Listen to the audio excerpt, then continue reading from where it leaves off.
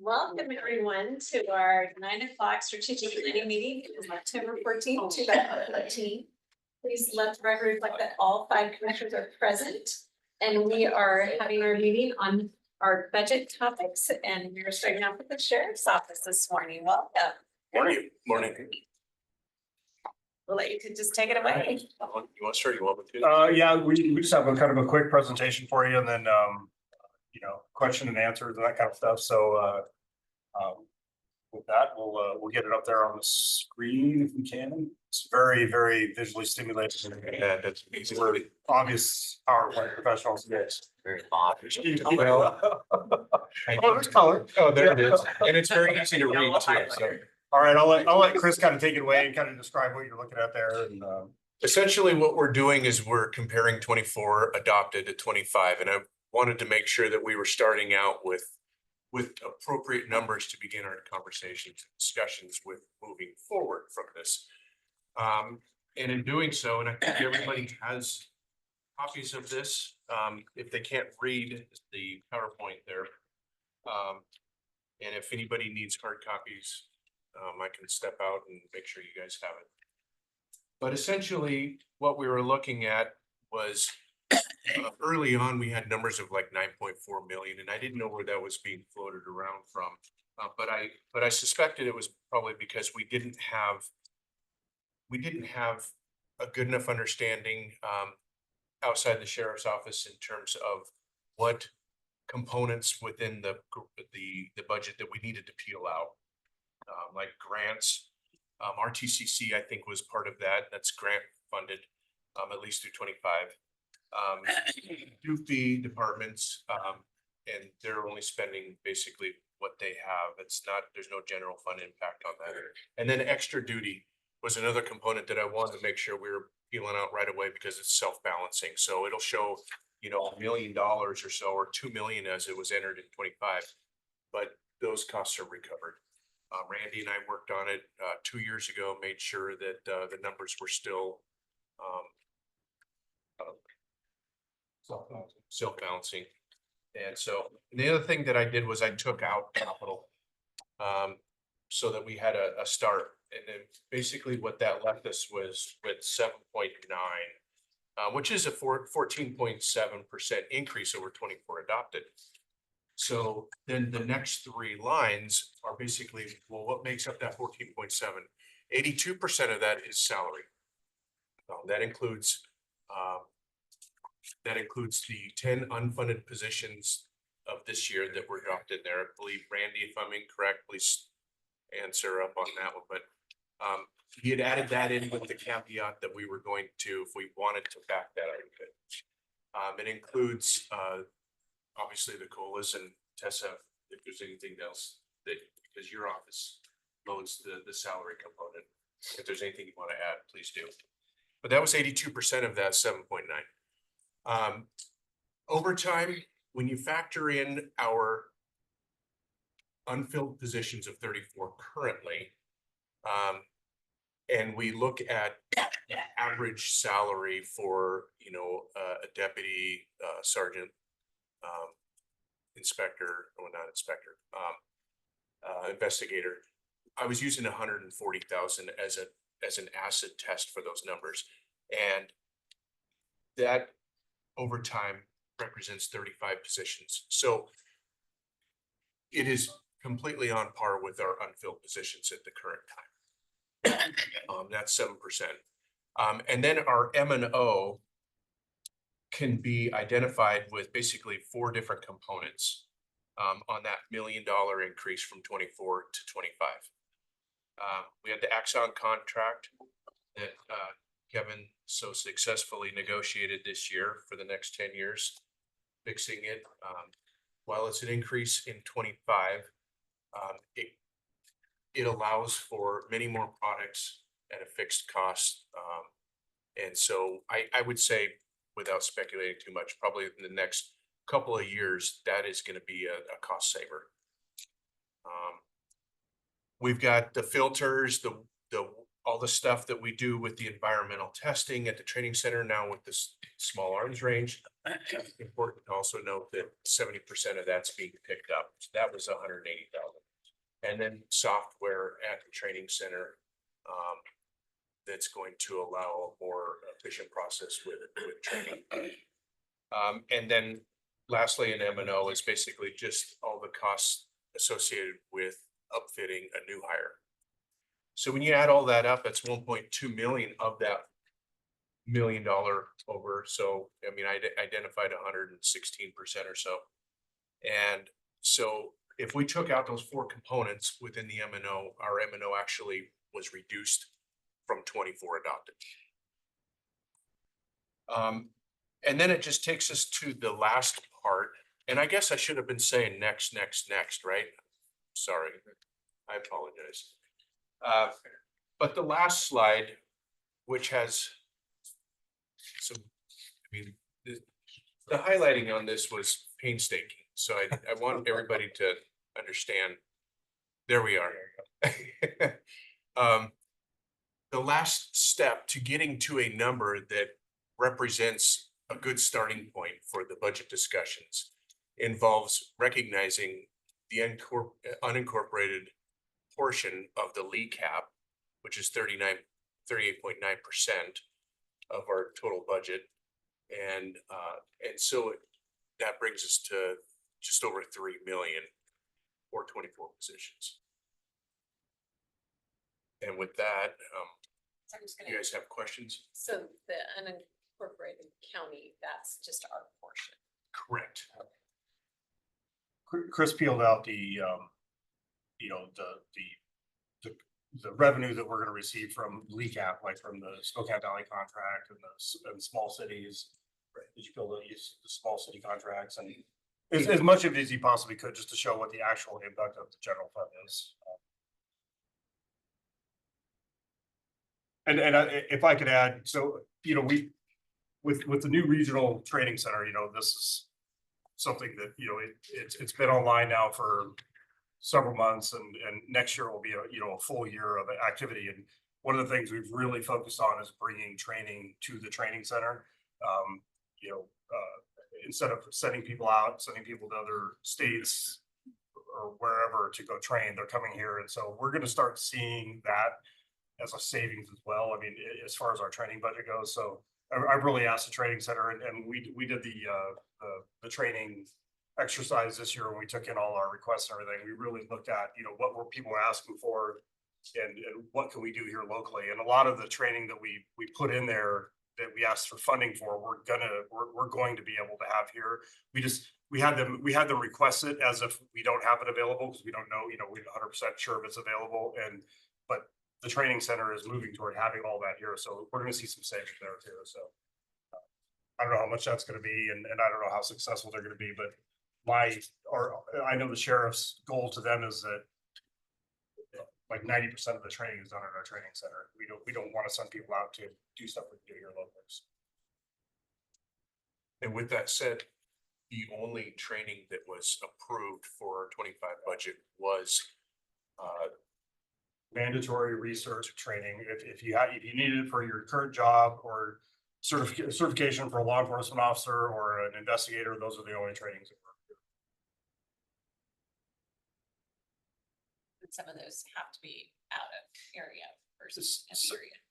As of right now, yes, but the CJTC is allowing us to bring a lot of training here. And so a lot of those trainings are coming to the training center. And is for the corrections officers, is that training now being held out there? We just had our first academy class graduate last week, I believe. Yeah. Okay, Yeah. so when they're saying it's like they're starting to do that here, that's at our training center. It's saving us money because we're not paying for all those corrections officers to go for 10 weeks over on the west side. Absolutely. And the criminal justice training commissions agreed to have LEA classes, so basic law enforcement classes at the training center as well. Those should start happening this year, I believe. Tony's not here, but and those will be a cost recovery as well because they're gonna basically rent the facility weekly. I don't remember what the fee was. it depends on the It depends on the room, but We're gonna start having lead classes there too, and so that'll save us from sending deputies over to Berrien or even, you know, wherever, Pasco or wherever the other remote training sites are. That would be nice as well. Oh, I'm sorry. Can you talk through some of the differences around overtime, extra duty? Extra duty is when our deputies are getting paid by another entity for their time off duty. Right, and what you were saying is that's a wash because we are reimbursed for their hours? Yes, ma'am. Okay. That's a completely separate, while it's still tracked within our sets. Extra duty is, and the rates are negotiated outside of our pay construct. And that is completely self-balancing. We bring in what we pay out. So then, can you talk about, you said you've put 10 additional deputies funded in your proposed 25 budget. That Does was my that- salary. Does that impact the overtime expected for next year or not, or how do those play into each other? They will. So essentially, when I was mentioning that our overtime number that was budgeted in 24 and 25 was approximately 34, 35 positions. One could make the argument that it's going to be a 1-to-1 for every FTE that we bring on the unfilled side of the commission house. There will be a reduction of approximately 140 according to my Okay, is that what that calculations. note means? Yeah. Okay. And with the overtime, it's kind of a tough situation for 2025 because we have been very successful at hiring the training center. They've been bringing in people. We're, you know, the vacancies that we're talking about with 30, we're actually towards the beginning of the year looking at more like 12. What our vacancies are going to be. We've hired a lot of people and we're continuing to hire a lot of people. The problem with overtime is it takes so long to get someone out there on solo duty where they're filling a district that you're not going to see a reduction. We aren't going to see a reduction in our overtime until 2026, even with all this hiring, just because it takes so long. You know, there's a 4-month academy. There's a post academy of Gotta ride with 6 somebody weeks. else. Got to Yeah. ride with someone else for 3 to 4 months. It's a year before they're by themselves, and so that's when we're really going to see. I think 2026, we're going to see you know, I'm knocking on wood here. If hiring continues the way it is, and we're successful and we're getting good candidates, people aren't washing out at the rate that they have been in the past. We're going to see 2026 is going to be, you know, a low overtime year. So That number will completely fall off. yeah, it'll be like it used to be, you know, back 10 years ago, Yeah. 15 years ago when it was under $1 million. It's, yeah. Now, it's important to note also, though, at any given time, we have about 21 positions that are either out on PFML, FMLA, military, light duty, and obviously those have a huge impact as well. Those aren't going away, but The Paid Family Medical Leave Act has hit us. And it is, you know, rightfully so, they're using that benefit and they're spending several months at home when they have a new child or something like that, which is fine, but those positions have to be covered when they're gone. So with overtime generally, hopefully when we get up to full staffing, we can absorb those better, where we don't need to cover them with overtime, but as of right now, that's where 2025 is going to be a difficult overtime year because of all the training. We brought on more FTOs to train, and so we're going to try to get people through not through the car faster, but more efficiently. You know, I don't want to say faster. We're not pushing people through the training car, but we need people to be out there training, and so we're working on that. I'm very optimistic about 2026 as far as our staffing model goes. So just a quick follow-up. So how many positions, can you remind us how many positions were funded in the 24 budget? How many are filled? And then how many would you like to fill in 25? Just because I don't see those numbers outlined here. I'm not exactly sure. I know there were 10 positions that were authorized and then unfunded, if I'm correct, Tessa, in 2024. I believe that it seems reasonable for what our vacancy adjustment was. So we have 267 funded positions, I think. So we're down to 257. Now, a lot of those are valley positions, so just the unincorporated positions is much lower than I believe at 2024, the valley positions were 109. So the rest of those positions were unincorporated funded positions. And we were carrying vacancies department-wide of 35 to 50 all year, and then it varied, and then we really started hitting this hiring blitz toward middle 2024, and we've hired a lot of people, and every time Mr. Barbieri comes in and gives an update, it's like we have 12 more, we have 5 more, 10 more. And the estimates are, if you look at the people in background and people who are being hired, is in January, we'll be down to 12 vacancies. But it's so fluid because we have people coming and going, and so it's, I'll someone will call me and say, what's our vacancies? I'll say 30, and then tomorrow it'll be 32, and then the next day it'll be 28. It's just because, we lost someone We have or, retirements or people leaving yeah. as well, yes. And it seems to happen every week, and I know we do have some scheduled retirements beginning of next year, about 5 of them for the first half of 2025. And so that number is going to go down and then up and then down again with the hiring. So, if we can get to where we're carrying 10 to 15 vacancies at the most, but everybody else is working, that's kind of our optimal is 0 vacancies with our 10 unfunded pool positions. We're like pre-hiring into those and then filling vacancies as they occur. That'd be optimal, but if we can get to where we're 10 to 15 vacancies, we can operate much more efficiently than over the last 5 years.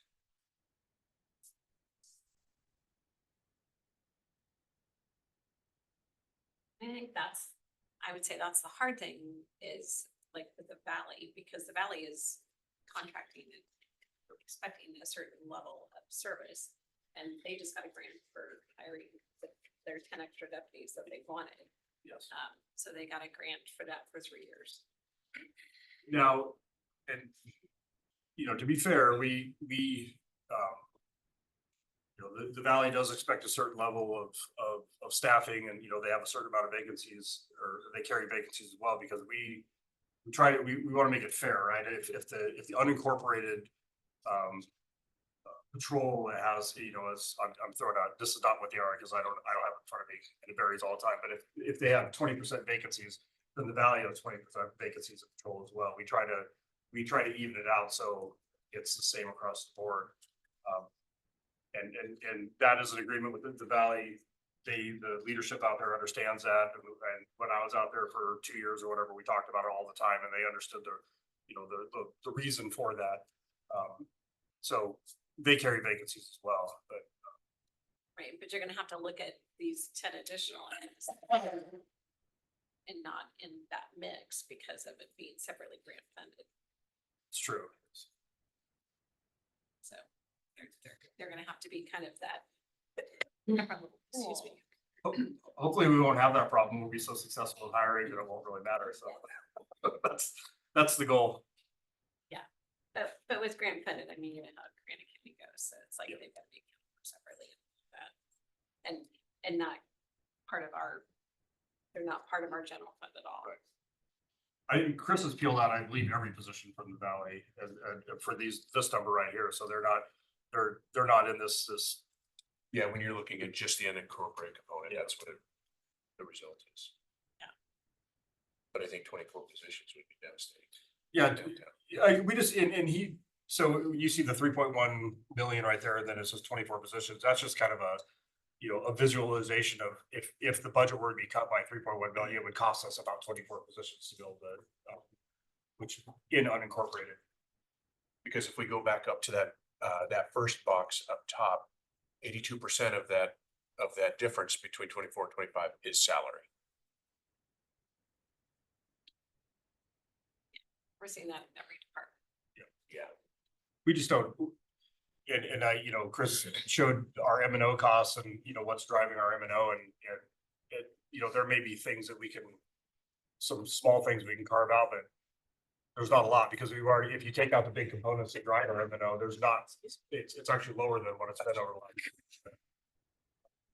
And pens and paper now are in my office and I don't spend some unless. Don't talk about pets. We've become two of the most liked and disliked people in the agency because I'm the no guy. Every time someone asks for something, it's right? Yeah. So I'm just kind of circling back on the,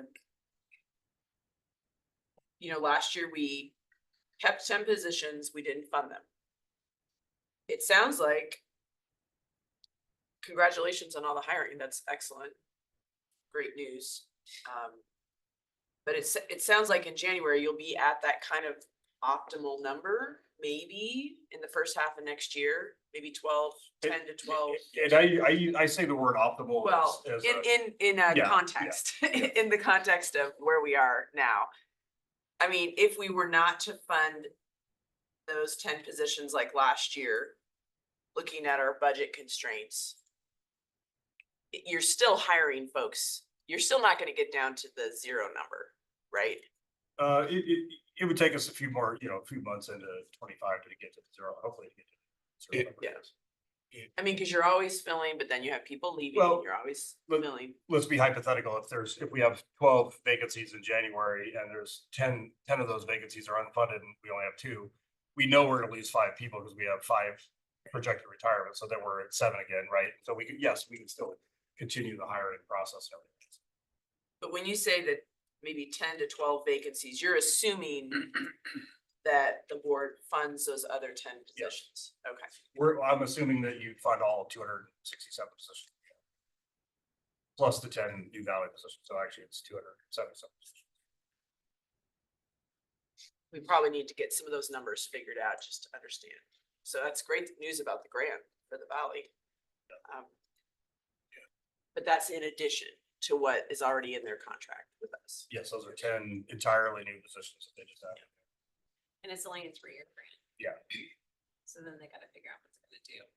Where's that from? Plus, I think it's Department of Justice. yeah. Yeah. DOJ. DOJ, yeah.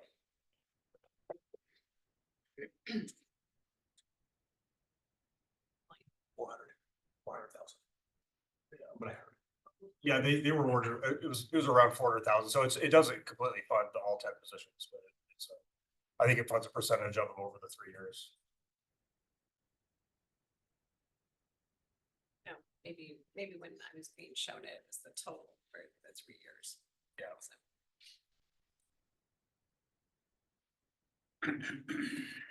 I'm just double checking. There's a FTE report, I think, that has been given to us. It looks like in 2024, there was 318 and a half authorized positions and 295.5. Does that sound? Those included funded? non-commissioned. Yeah, those Okay, include, so when you say 10, you're talking about the Just commission. commission. Okay. yeah, I guess I should make that, yeah, there's over 300, that includes all civilian staff and everything, and the half is a half position that was, it was funded for forensics to do the DNA collection, but we haven't, since the courts took that away, put that back on the jail, we've never filled that position, so it's So last year we had 20 something vacant positions overall. Where are you guys at on the actuals of 2024? Are we pretty much on target? Are we coming in lower because So how's that going so if far? we look at where the hiring is in place, I take everything. Once they're at that step of the process where they are meeting with the sheriff, they've gone through all the background and everything like that. And obviously he has the right to hire or not to hire, but the chances of, because our training background investigators are so good, by the time they are sitting in front of the sheriff for that final authorization, I feel reasonably certain that they're gonna be hired at that point. So we are by the first part of January, we will be at 22 off of that 34. And in terms of the actual expenditures that were budgeted, total budget authority, right, for the year versus how much you've actually spent, are you on track for where we are in the year, or do you see that you're You have some kind of salary savings from the bigger we are, vacancy times earlier. my latest calculations a couple weeks ago, we're still $1 million under anticipated, by the end of the year for salary and benefits.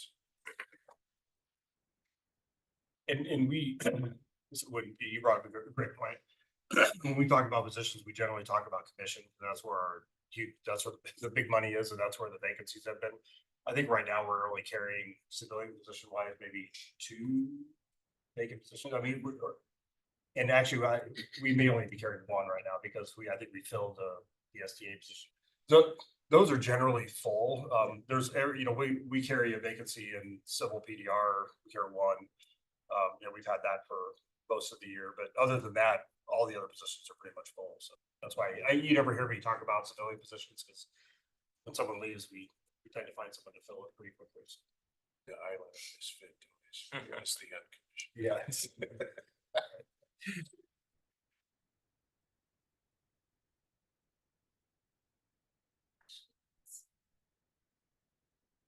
Just a more of a Randy intensive question, but we have a document that is the kind of Excel document that shows kind of the total requested budget increases above flat 2024, and then the capacity.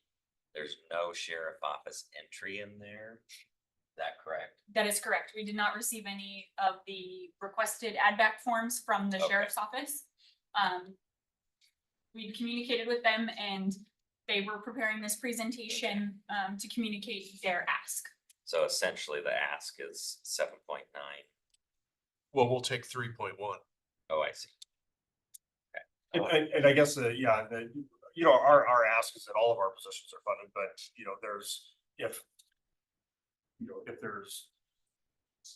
if there's conversations to be had about unfunding, or I don't want to use the word cutting positions, because I think when you cut the positions, then, we start going backwards. But we can definitely, for budget reasons, carry unfunded. We can go into the year with that, with the caveat that, we don't know what the year is what's gonna happen, and we don't know what hiring is gonna, we're very optimistic about hiring, but we don't know exactly what it's gonna look like. But if we can, if we can make some concessions with those 10 positions or whatever to, And it's not to say that we wouldn't, that we wouldn't reduce our overtime.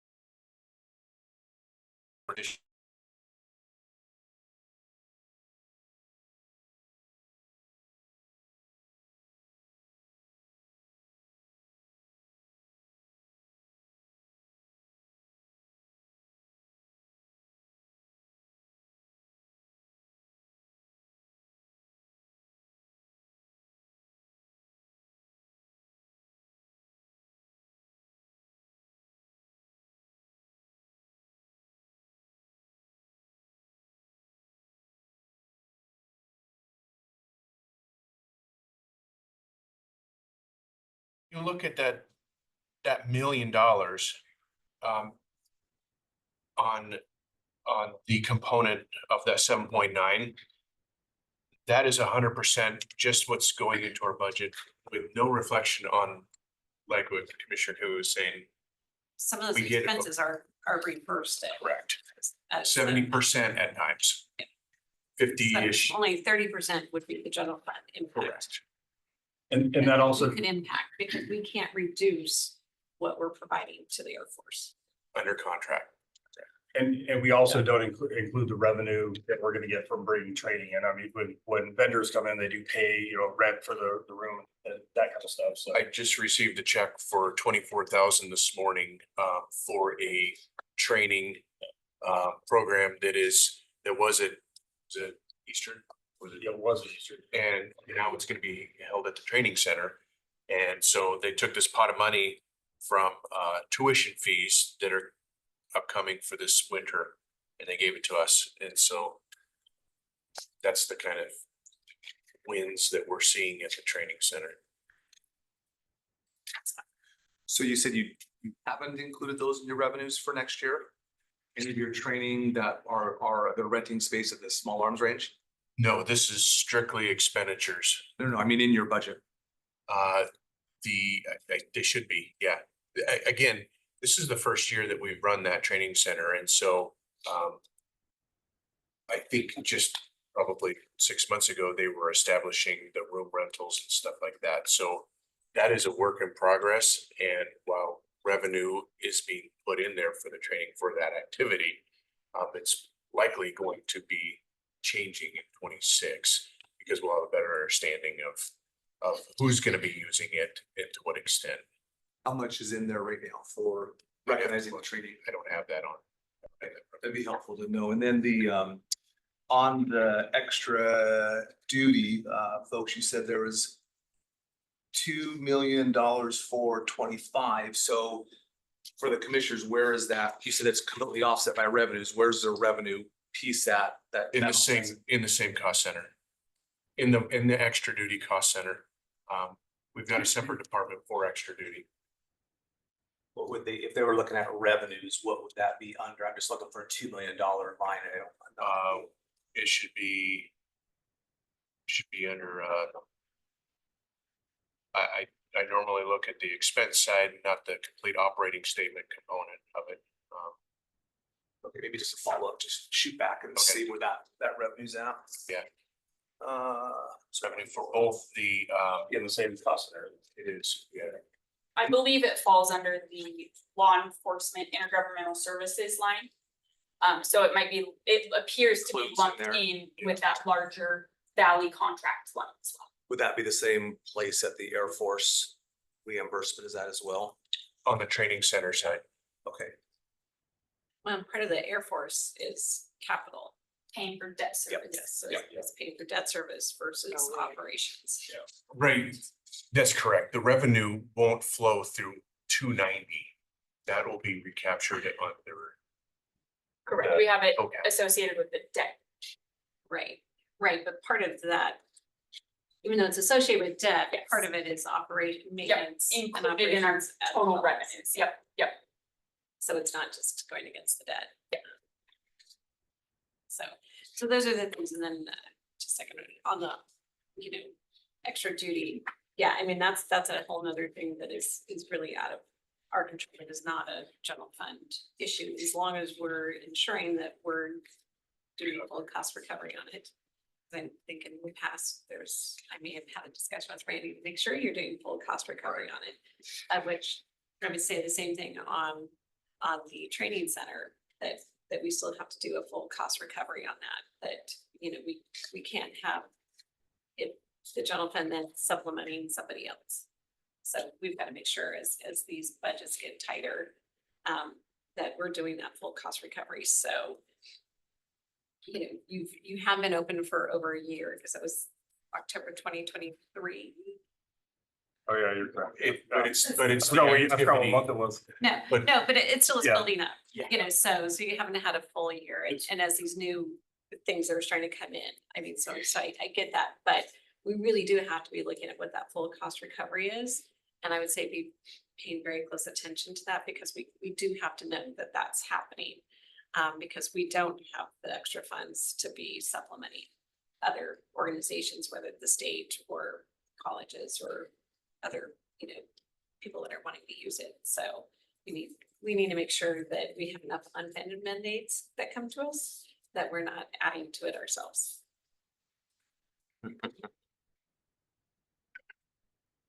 Did you have a follow-up on that? Or I have some more, go ahead. Okay, well, so help me understand when you said the 3 million, are you referring to the unincorporated county difference? in Yes. this? Okay, Yes, the 3 of that 7.9. so you're saying all the rest of the 7.9 can be covered with revenue? contracts. Either grants or contracts. Okay. Okay.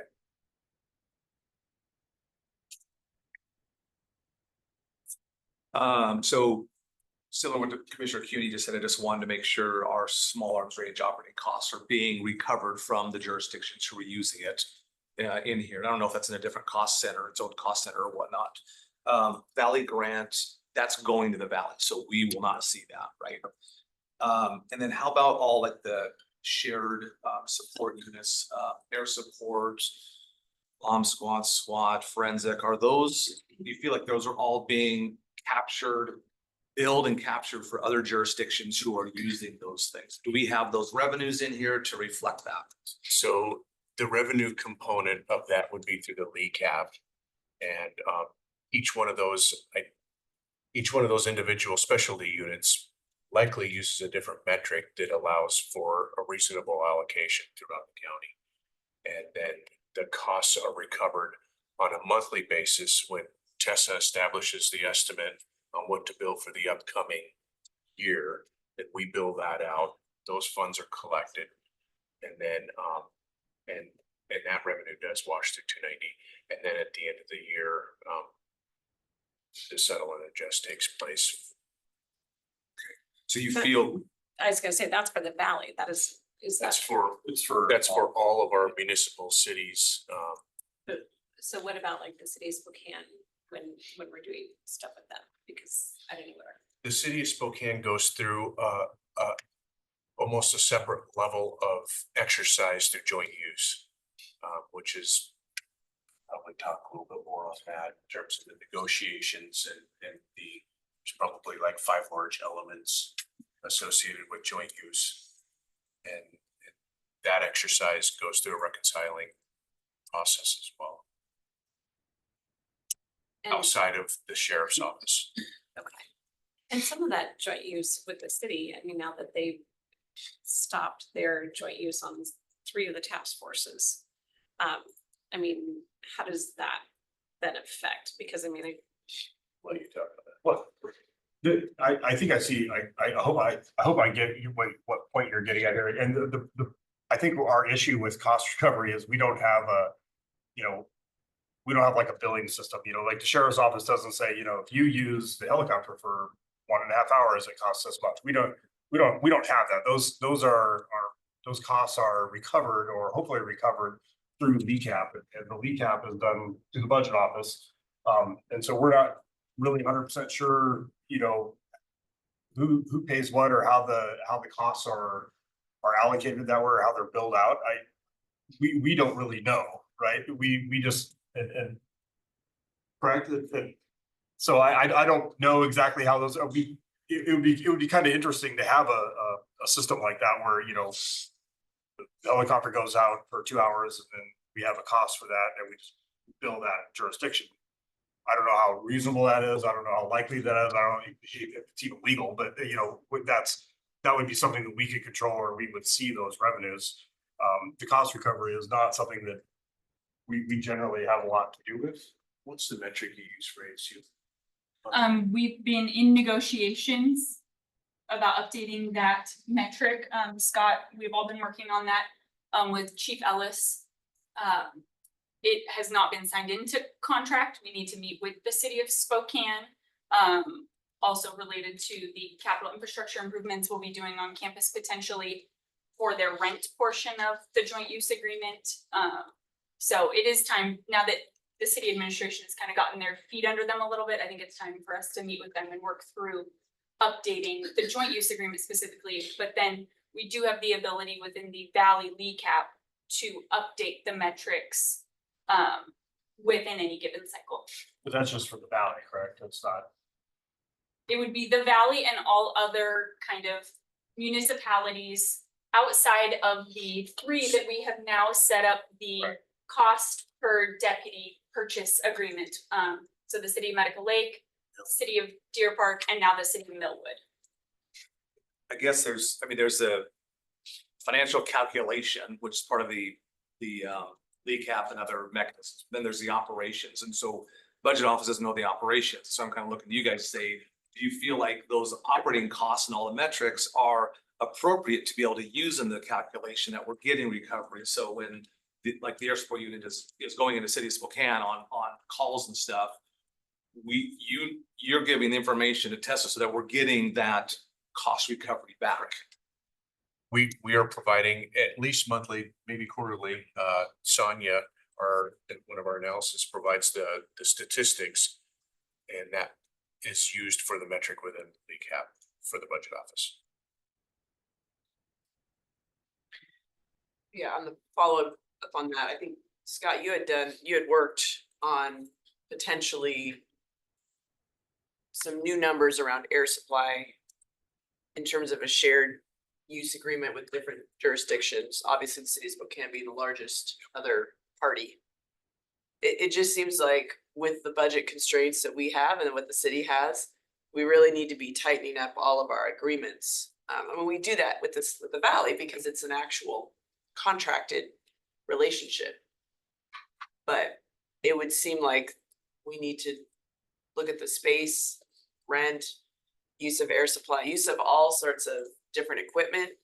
How could we use that or share it in a way that it lowers the cost for all the jurisdictions? So anyway, Yeah, again, going back to the. everyone's feeling the constraints, right? I think the last place we left this was, we've got the methodology for the air support unit, but then Sheriff's Department really is the one who handles the joint sharing with these organizations, the other jurisdictions, and figures out contractually how that's going to be fulfilled and brought back. So that's kind of the question. I think that's where we left air support is the next steps now is for the Sheriff's Department to talk with the Valley, talk with the city of Spokane. Here's what our methodology is. Do you agree with it so that it can be incorporated into the reimbursement? I could follow up on that. That's a Chief Ellis thing that he's been working on, and I don't know exactly what that's. I made a note to follow up with. I know everything else, so the specialty groups like SWAT, and the bomb squad, and all those other the dive, dive and rescue units, everything. Those are, we do track those, and those are. There's a lot of give and take because the city has people on the bomb team, right? It's a joint team, and so that cost recovery is going to look different than ASU and the dive team where they don't have anyone on there. So, but those are all reported out. Absolutely. What about records? How are records historically, if I recall correctly, the city of Spokane did a lot of records, but I thought I heard somewhere recently where the Sheriff's Department is handling a lot more of their records. You talking about public records requests? No, I don't EDR? think so. I think. Police records. Police records. That's 100% handled by the city of Spokane. So the Sheriff's Department doesn't do any of the records. They don't have any personnel or anything. And that's one of their components in the joint use that comes back and offsets. Right, and that was a question, I think, when Tessa was updating the joint use a couple of years ago. I think we were under the impression that the sheriff was doing more of the records management, but maybe not. We do have staff that does divers reporting and that kind of stuff with records, but as far as records management, that goes all over the city of Spokane. Except for public records Yeah, requests. That's Right, totally, right. that's Or different. police records are handled Yeah. at the sheriff's office. Public records requests are handled 100% with the sheriff's office, but yeah. Just to clarify, I'm sorry if I'm making you repeat things. So you said currently 34 vacancies as of today. Actually, I don't know if that's accurate as of today. I think Well, we're, that's my report. oh, yeah, it could, well, And that, As of the report. Yeah. As of the report, Right. right. All right, and then you said only 1 to 2 are civilian positions, right? These are all commissioned. Oh, those are all. those are all commissioned. Yeah, I don't think we have, like I said, I'm thinking in our organization, I think we have one empty, one vacant civilian position right now. 1.5 because that half position's never really. And then you expect that with the next couple of months, you'll be down in the low teens. Gonna be it. Yeah. That's the 12. That's the goal right here. That's our 12. Yeah. Okay. Yeah. And then just so I'm clear, the $3.1 million difference on the unincorporated. So that number includes both Valley and the 30-something vacancies, includes all commissions. Yes. Okay. Yes. The 3.1 million difference with the budget, does that include, you said like a vacancy adjustment of 10 positions or something, or is that fully? That's fully funded. Every authorized position funded? Yes. Okay, all right, just trying to make sure I'm following. Thank So, you. and you could do, I mean, you could do the math. If you were to unfund 10 and leave 14 vacant positions, then, that number would go down. Yeah, it was, By just, 1.3 million. Okay, yeah, it was just a, yeah, it was a simple math exercise of taking 38% of the 7.9 and dropping Applying into it its to own the line. unincorporated. Okay, thank you. I'm glad to hear of the hiring momentum. That's great. it is, it's been refreshing. You change one or two things in the process and it's amazing. We shortened the process for hiring by a month. I think I'm by over a month for getting someone in the door. Oh, one other thing I want to mention too, you've got some ideas of, I'm not speaking out of turn in terms of, I don't know if they are. hiring bonus. Oh, yeah, we're going, so that is with HR right now being rewritten for a presentation to the board to see, for your approval, but one of the things we're looking at with the hiring bonus is instead of giving cash, giving a bank of hours, sick or vacation hours in lieu of the cash. And the idea there is, someone, especially a lateral coming over, they're leaving their agency where they probably had, a good balance or a good sick and vacation balance. They're coming over and starting at zero basically. And so most of the laterals we've talked to said they'd prefer the balances over cash. So I think that's going to be very helpful. And I had the intent to actually reach out to people who are currently in the hiring or the or receiving a bonus, that's paid out over a time and see if they'd rather have vacation or sick balances and maybe negating some of those cash payouts as well. So once it comes to the board for approval and you guys get to see it. What would we look at, once we get to a hiring level, do we need that? Correct. So, I mean, I guess that's just cash, future cash or current cash out the door. So I mean, I guess I would think at some point we're gonna get, which is why we set it up on an annual renewal. It may be something that we look at just laterals, offering some sort of vacation or sick balance for, for incentivizing laterals to come here when we're at a certain higher. Would recommend making sure that's part of the presentation. Options. And then the other thing I wanted to state is, I had a couple of conversations with the Valley on budget and the sheriff's budget and all of that. And so I am actively working, as the sheriff's office knows and the Valley knows, to try to figure out how to make our settle and adjust process much easier, Tessa. I'm like, this is ridiculous that we have to be so many years out, and so it's just one of those that it's like we shouldn't be that much in the detail. We're spending, in my mind, the amount of time and energy people are spending to figure it out is far exceeds the cost of what the settle and adjust differences are. So we've just got to come up with a reasonable method to make that happen. So I'm asking everyone to really put their heads together and think of what a reasonable method would be so we can get this thing done sooner at the end of the year. And that's why I pushed to have it in the contract that we settle and adjust sooner. So anyway, just so everyone knows, that's an issue. And I think we have to be thinking about that with all these contracts. We can't be down to the penny on them, and going back 3 years, because no one remembers what's happened in 2022 now.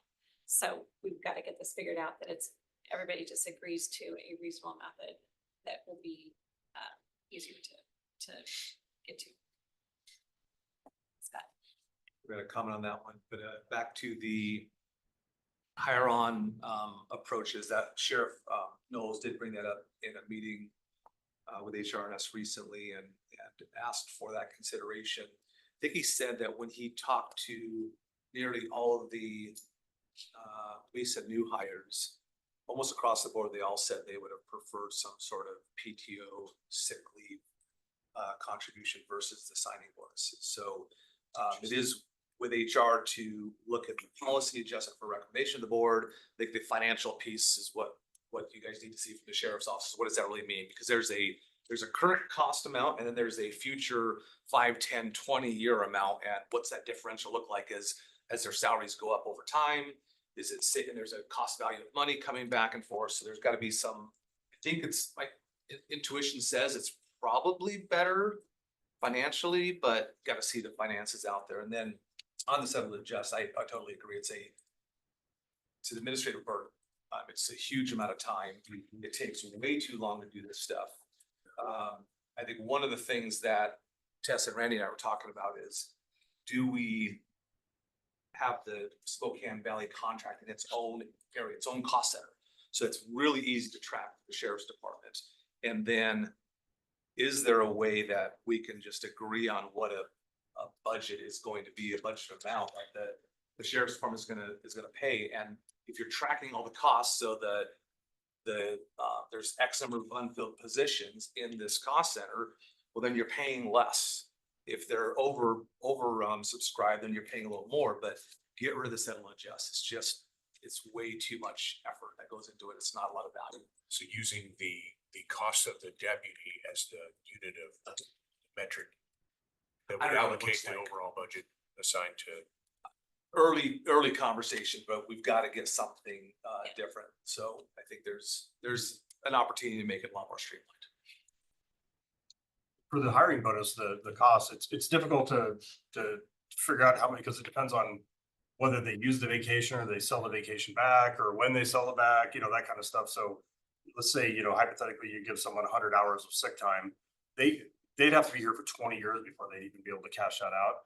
And they can only cash it out at a certain percent. I think it's like 50% of it. So you're looking at making an investment that, they're likely going to use some of that benefit over time. And then by the time they get to their 20 years, most people are maxed out anyway. And so that 100 would kind of just be into the maxed out amount. So I don't see an increased cost with, and this is all theoretical, but I don't see an increased cost with giving them a sick bonus, because in the 20 years, if they are here for 20 years and they can cash it out, it would have absorbed and they'd be maxed out or used most of that time anyway. The vacation is a little bit different story, because after a year they could cash it out.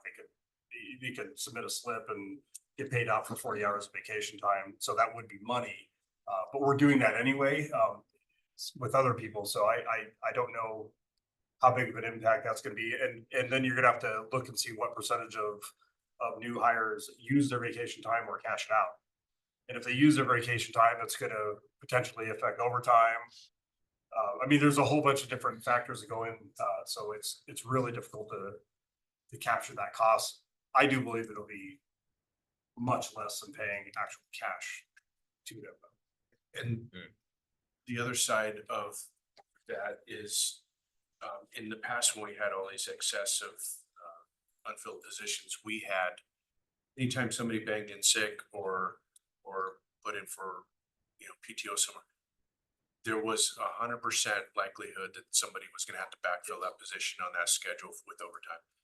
Now, because of the same reasons that we're looking at moving away from sign-on bonus, we could also demonstrate that there's a high likelihood that an individual can be sick or take vacation and will not pull below minimums where they are required for overtime. And I think that's what the sheriff's position is now that we're getting staffed up more to an appropriate level, that sick or vacation doesn't trigger an overtime event. So it may be a cost neutral sort of situation. Right. Okay, we are over. Go ahead. As I'm looking through the FTE spreadsheet, as you have a business and finance manager, you have the budget coordinator, 4 accounting technicians. Are the accounting technicians also in the budget office? So that Is that budget. what those are? budget I guess my question is, how many people are in your budget office within the sheriff's department We have for finance, but budget and finance? we have 4 account tech 4s. Yeah, And then yeah, Chris's position, so just those. Oh, are just so 5. So you were asking in terms of just the So, accounting admin? yeah, Chris, Celia, and then the 4 account tech. Okay, so 6 people in your budget? Yes. Perfect, okay. Okay.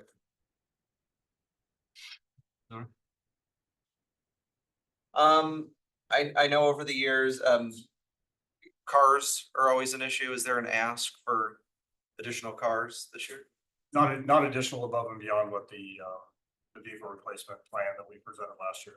So, So how many would that be then for this year?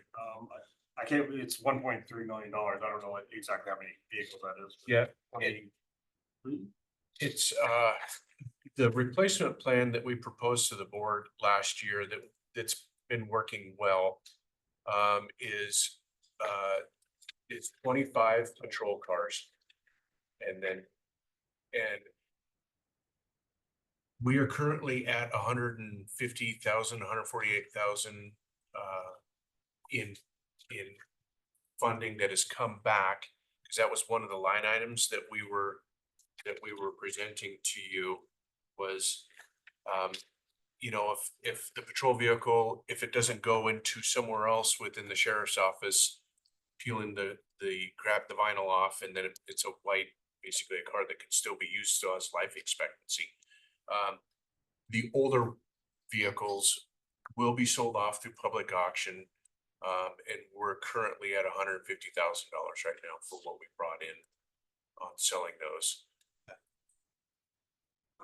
So we're not asking for any additional vehicles. That's another area that you can certainly be talked about for. Well, you're asking for 25 vehicles this year. Right. Or in 2025, right? Okay. It's the same, It's in the budget. it's in the same, Understood. the same plan that we presented last year. Yep. We haven't, I guess what you say additional, we're not increasing that. We're asking for the exact same that we presented. Yes. The valley is increasing there. So So the valley's increasing there, but they're. Okay. Okay. Can I have, how many non-commissioned officers have, I guess, county cars? Is that done over there? Are there any non-commissioned There's- individuals that get cars? there's There's a, rig. yeah, there's a few. There's the Rig 9 supervisor.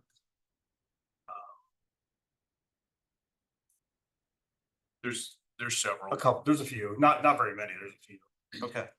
That's funny. I'm not exactly sure how many. Several, not many, not quite a few.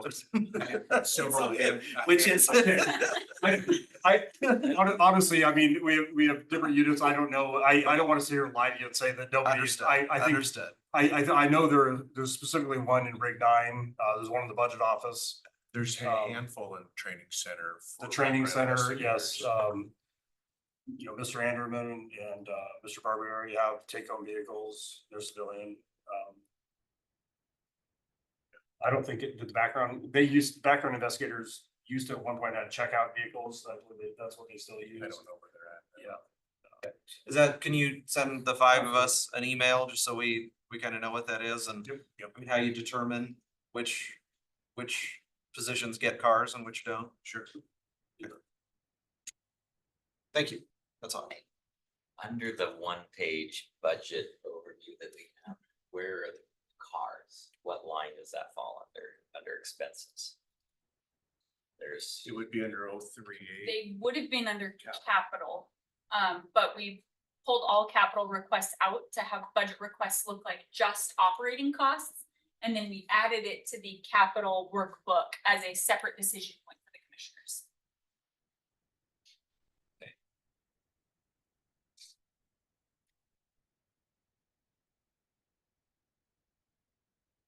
one more.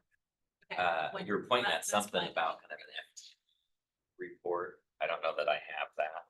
Can you share whatever the most Oh, recent FTE numbers are Oh, for vacancies? yes, we can, it's on our network and it's updated by Lisa in the budget office, correct? I think she- Weekly, yeah. And it's kind of, Basically, it's right there, yeah. Yeah. It's just a weekly count we keep and Okay. Would you mind emailing this? Sure.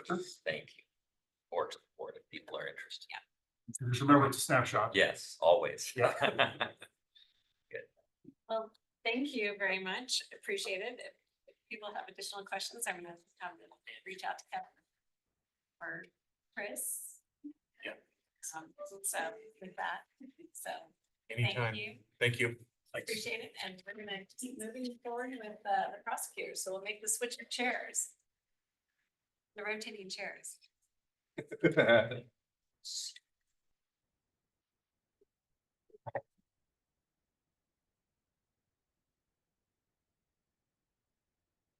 Good morning. Good morning, Chair. Good morning. How are you today, Commissioners? Thanks again for an opportunity to speak before you again on our staffing and the challenges that we're obviously gonna face. We sent a multi-slide, but more detail than we've previously talked about. We want to give you kind of an overview of the structure of the office and who's working where, how many lawyers we have. We're emphasizing more on the lawyer side because that's where the greatest expense is. Those are the subject matters that we've been before the board. We're going to address throughout the presentation the 4 questions that were presented and give you an idea of where we're at right now, what some of our costs are, and explain to you why the probably not be able to make the target budget such as it is for the adopted 2024. I don't think we have a lot of the complexities that are involved in the sheriff's office budget, and some of the outside, influence on what those costs and any recoupments are. So I think our financial picture will be fairly more straightforward than that. And then if for some reason the open positions are not funded, some of the challenging decisions that we're going to have to make internally, and we're going to talk about caseloads, and we're also going to talk about the importance, because I heard not less than 2 commissioners congratulate the sheriff's office on their hirings, and though I applaud that as a citizen, as a prosecutor, I wince because quite frankly, those lead to, as you know, more referrals and potentially for the cases that will make the 994A 411 bar more expense for the county. So with that, and I'll interject a little bit along the way. Preston and I are going to go back and forth on this. Everybody knows the Chief Criminal Deputy, Preston McCollum. He's been here with me as well. So with that, I'm going to let Preston get started, and we'll entertain questions, and I'll make specific lists of any.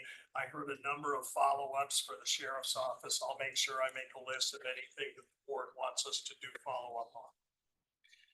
Well, good morning, everybody. I know that I think this is probably the 4th or 5th time Larry and I have been here to talk about budget-related issues.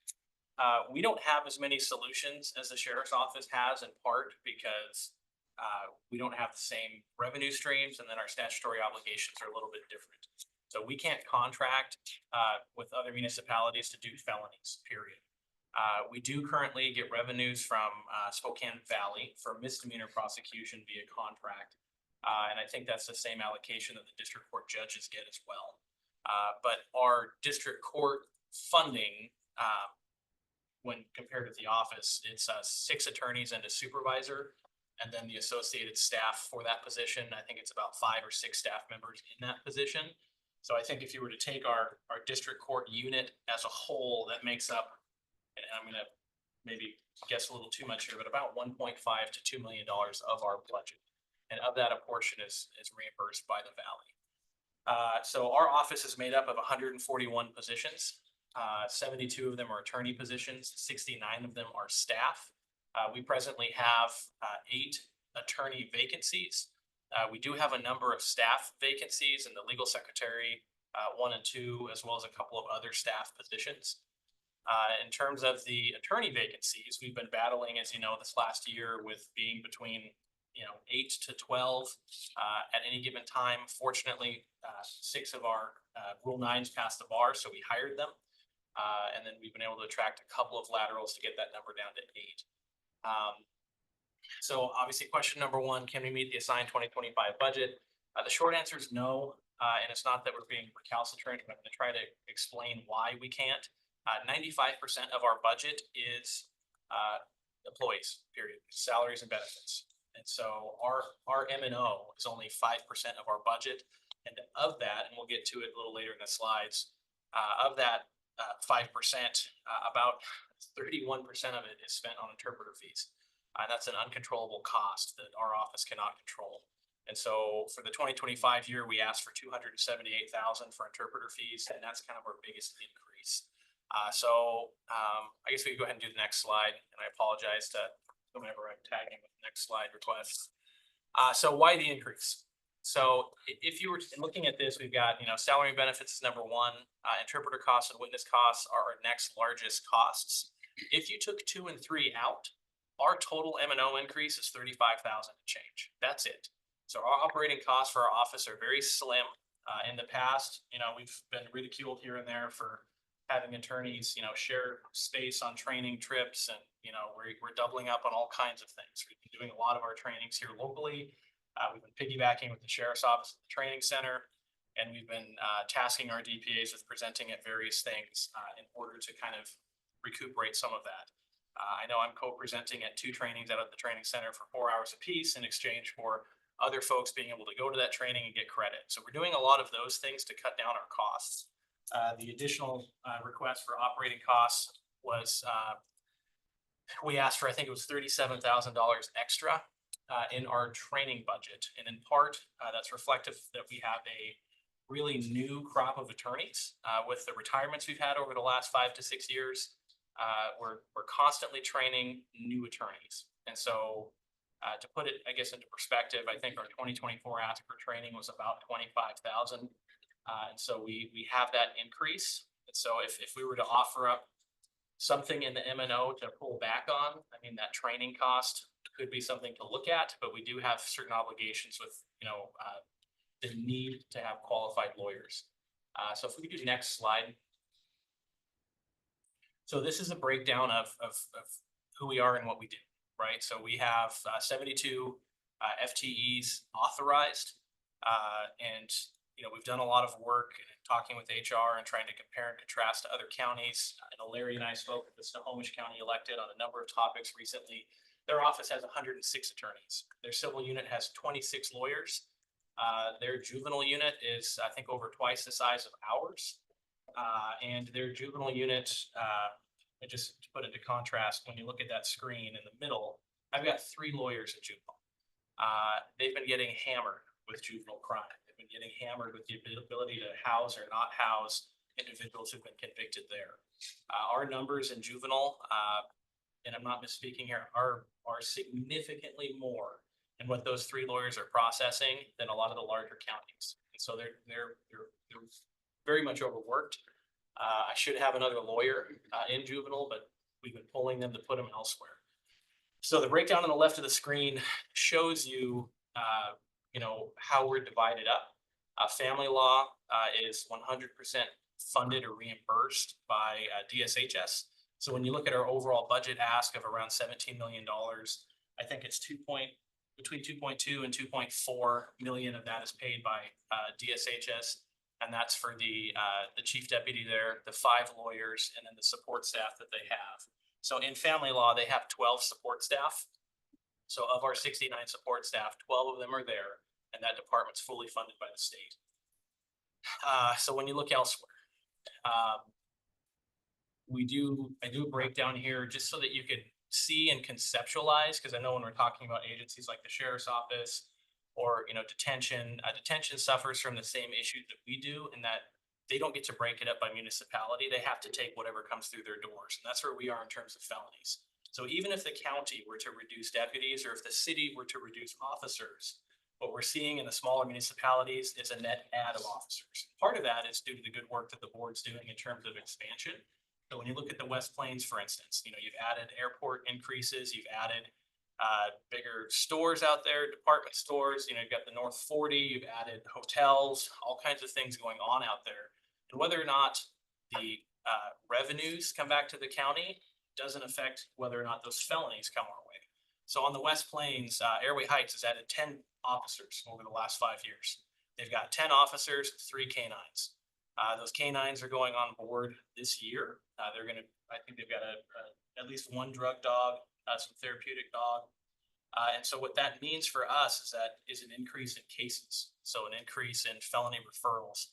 With the population booming out there and housing booming out there, you have an increase in crime as well that follows that. When you look at our FTEs for attorneys, we've been largely flat, probably the last 5 to 10 years. In terms of criminal lawyers, right? ITA added a couple positions a few years ago, but for criminal lawyers, we have 52 positions, including myself. so pardon me, 53, with our deputy chief who's currently carrying a caseload of 55 major crimes cases. Did we hear back from Liberty Lake as well? They've added officers. They've added as well. officers out Their there. growth isn't quite as explosive at Liberty Lake as it has been on the West Plains. But Damon Simmons is the chief out there, and he's hired several additional officers as well. And again, more officers, more referrals for our office. And then as you deal with that, Spokane is a bit of a hub for a lot of violent crime. We're a hub for a lot of drug distribution as well. So those aren't misdemeanor offenses that could go to a municipality. They have to go to the county prosecutor. In looking at this, you can see we're trying to allocate our vacancies across the board to kind of mutually triage what we can. One of my DPAs was at a training last week where the state resource prosecutor from WAPA said the average caseload across the state is about 70 cases per lawyer.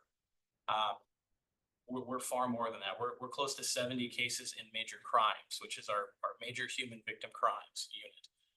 My property DPAs that are 140, 150 cases each, and it's just not sustainable. So presently we've got 3 vacancies there. So we've had a lot of discussion about vacancies or vacancy rates. I guess what I would submit to the board is we simply can't go without, especially those criminal lawyers. We need to be able to constantly be trying to recruit. We've been in open and continuous recruiting for the last couple of years.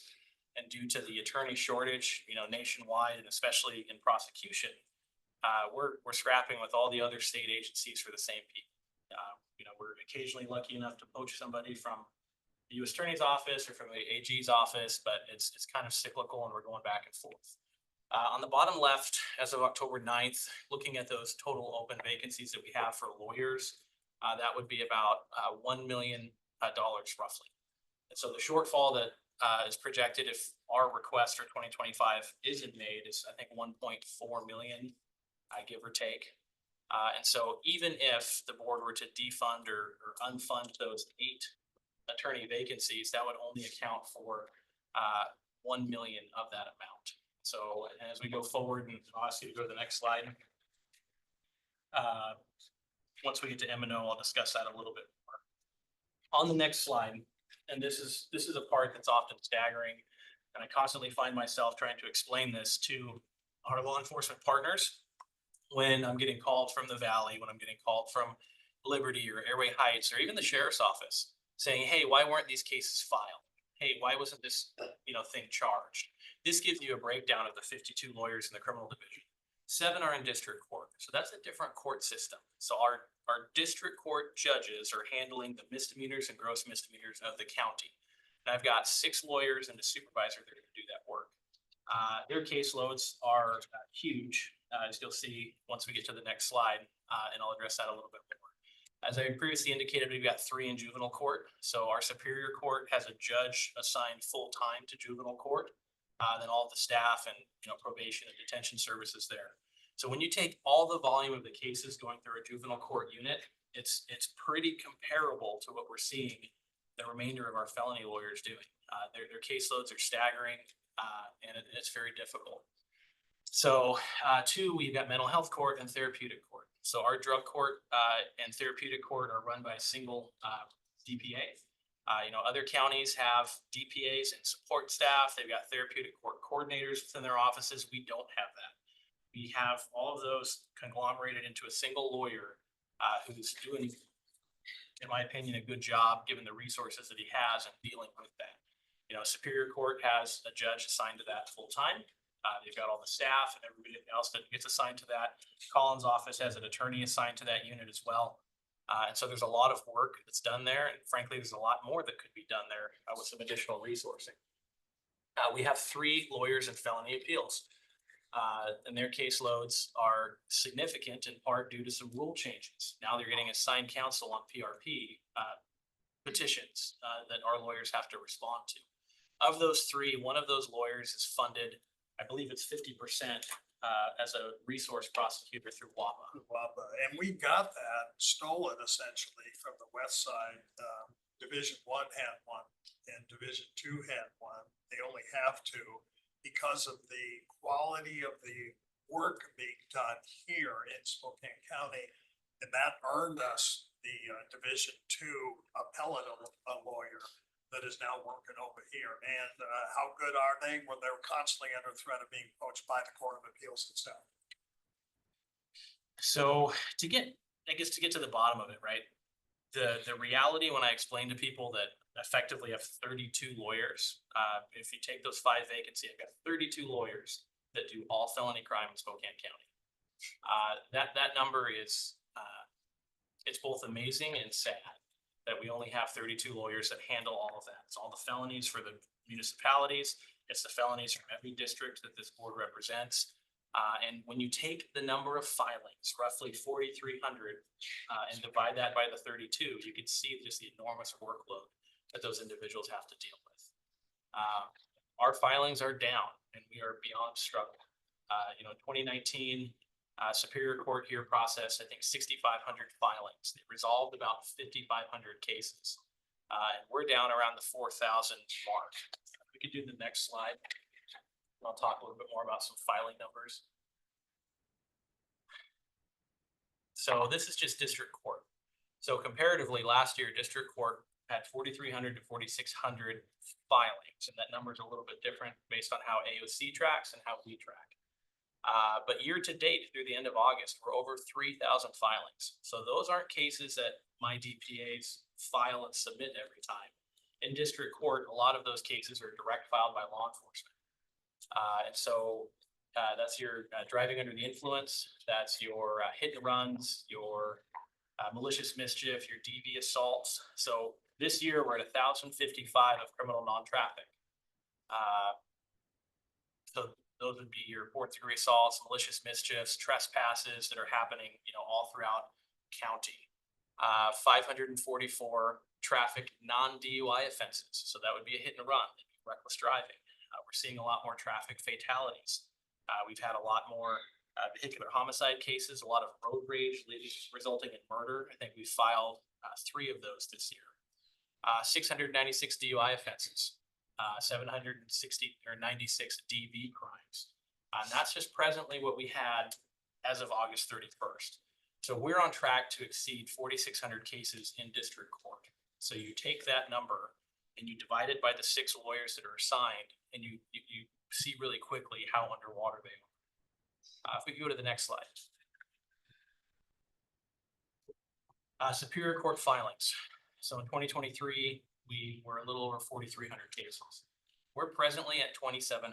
That includes 409 non-charges. And what that means is a non-charge is somebody who was arrested and booked into the jail, and we couldn't process them within 72 hours. So that means individuals whose case either couldn't be reviewed within 72 hours and filed, or alternatively, maybe it was returned to law enforcement for follow-up. So where we're at right now in terms of our felonies is I have our units essentially prioritizing the bookings, and we have to necessarily deprioritize referrals. So, we get behind on some of those numbers, and people are saying, hey, I filed a police report 3 months ago, 4 months ago, 5 months ago. Why hasn't it been processed? It's because I got 32 people processing well over 2,000 cases right now. And one of the things that plays into that is, there's, first of all, if they're booked and released, and we'll put a little more detail on that, and they go right back out into the community if they're not charged within 72 hours. We used to be able to make that 72-hour limit almost routinely. We're falling behind on that as well. They're right back out in the community. And that's aside from the judge's decisions that tend to favor lower bonds and people being released on their own recognizance is what I call a reinterpretation of the court rule, because the court rule hasn't changed. So despite the numbers, one thing that I am encouraged by, because in looking at previous numbers, through the end of August, we've resolved 2,800 cases. And so that's a testament, frankly, to Colin's office, as well as Counsel for Defense and our attorneys, and that despite being overburdened where we are, there have been a lot of cases resolving. But when you look at last year, 4,300 cases filed, there's going to be some rollover into 2024. And this year more than most, because of the staffing issues in the public defender's office as well as ours, our continuance numbers are through the roof. And that's in part because we haven't had lawyers to work cases. Every time, you know, a public defender leaves, thankfully I was able to steal one of Colin's last month. So she's been a great asset, but that hurts the system as a whole. And, you know, they necessarily have to continue. And so there was a really great article that, if you haven't read it, I'll send it around later, that was written by 2 King County judges addressing specifically the public defender shortage. But it gave a great outline of how if you don't have the lawyers, whether prosecutors or public defenders, community safety is at extreme risk. You know, and as Larry and I often point out, and I've told Colin this before, nobody wants to make sure that defendant had a constitutionally guaranteed defense than the prosecutor, because I don't want to have to redo that trial. I don't want to have to lose it on appeal. I don't want to have to go back to a crime victim's family and explain to them why this, you know, representation was deficient. So we need good lawyers on that defense side who are doing their best, and we need prosecutors who could process the cases. If I could have you go to the next slide, please. Before you move on, ask a question. So a couple of years ago, Commissioner Cooney and I and Mike Sparber went back and visited systems on the East Coast that had book and release centers. And we tried to establish one of those here. And it was actually the courts, as I remember, and correct me if I'm wrong, but refused to staff it. And that would have addressed your issue with regard to not having to file or do those first appearances for those folks, because that's one of the things that they did in the book and releases. They brought it right into a facility. You had a magistrate, you had a prosecutor, a public defender, you could, and pre and post trial supervision right in the same location. They've all been one-stop shopping. And yet we couldn't get folks in the criminal justice system to support it. I don't remember all the reasons, Commissioner, but I do recall the discussion, and I recall that part of the issues revolved around labor contracts, shortage of personnel, shortage of judicial officers. I do remember that it didn't take off, but there were a myriad of, I will call it institutional obstacles. I don't think it's anybody that doesn't want to do the work or doesn't want to see the system be more efficient. We lament every time we don't get the 72 hours, and boom, now we have this, you know, this person back out on the street, and that's regardless of the offense that they may have committed. But there are some structural barriers that were brought up at the time. I would say that our office would certainly engage in a discussion with anybody that wanted to revive that in terms of taking a closer look as we reach this upcoming rather austere, you know, tax forecast and that sort of thing. I tell people all the time, this is a 24/7 job. So if I get called in to do a hearing, provided that we've addressed the other issues that were raised, and that's just based on my memory. I don't have anything in front of me to talk to it specifically, but I think it was shortage of resources and potential union contracts, not only for the public defender's office, which is still union, but the detention facility, transport, and that sort of thing.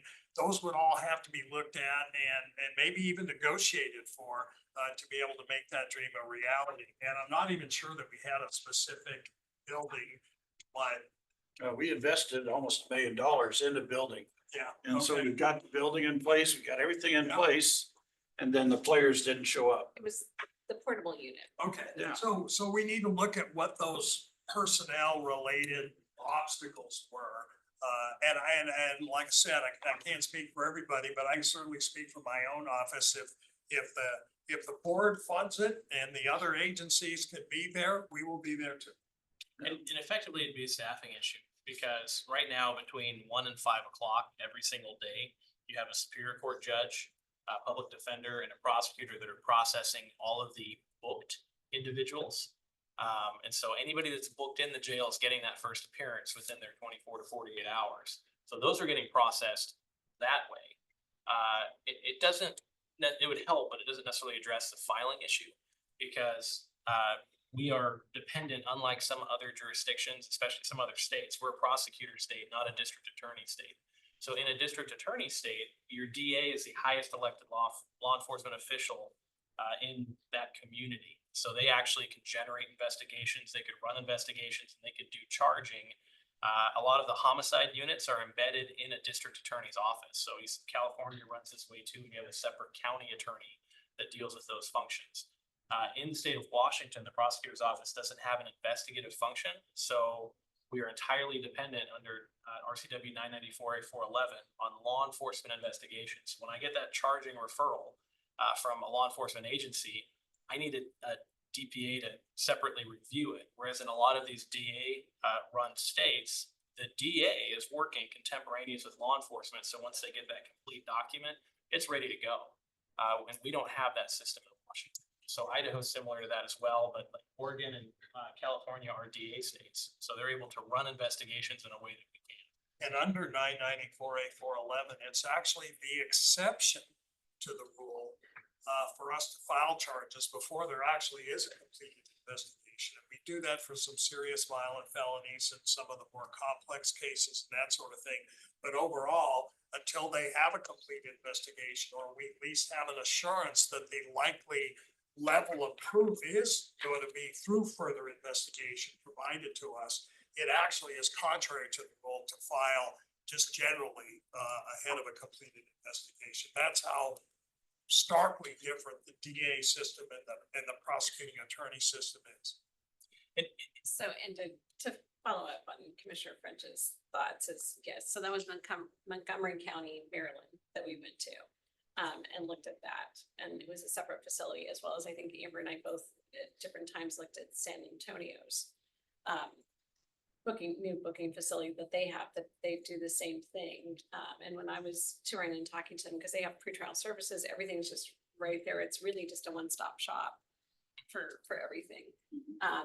And that it goes weekends and evenings, doesn't go 24/7, but it goes, I think, till 10 o'clock in the evenings. And with the labor issues, they were all set up on, when I talked to the prosecutors, it was here's the schedule, who wants to sign up? It's, it's basically overtime. So people are volunteering for those slots to fill, because as you know, some people like to work overtime, as we see in the different departments, or have that opportunity. And so that's how the slots are being filled, is by just people signing up for them versus it being a requirement to be there. And it's keeping the jail population then down too, because they're in the booking facility up to 72 hours, for the reasons, as you guys know, and handling it that way.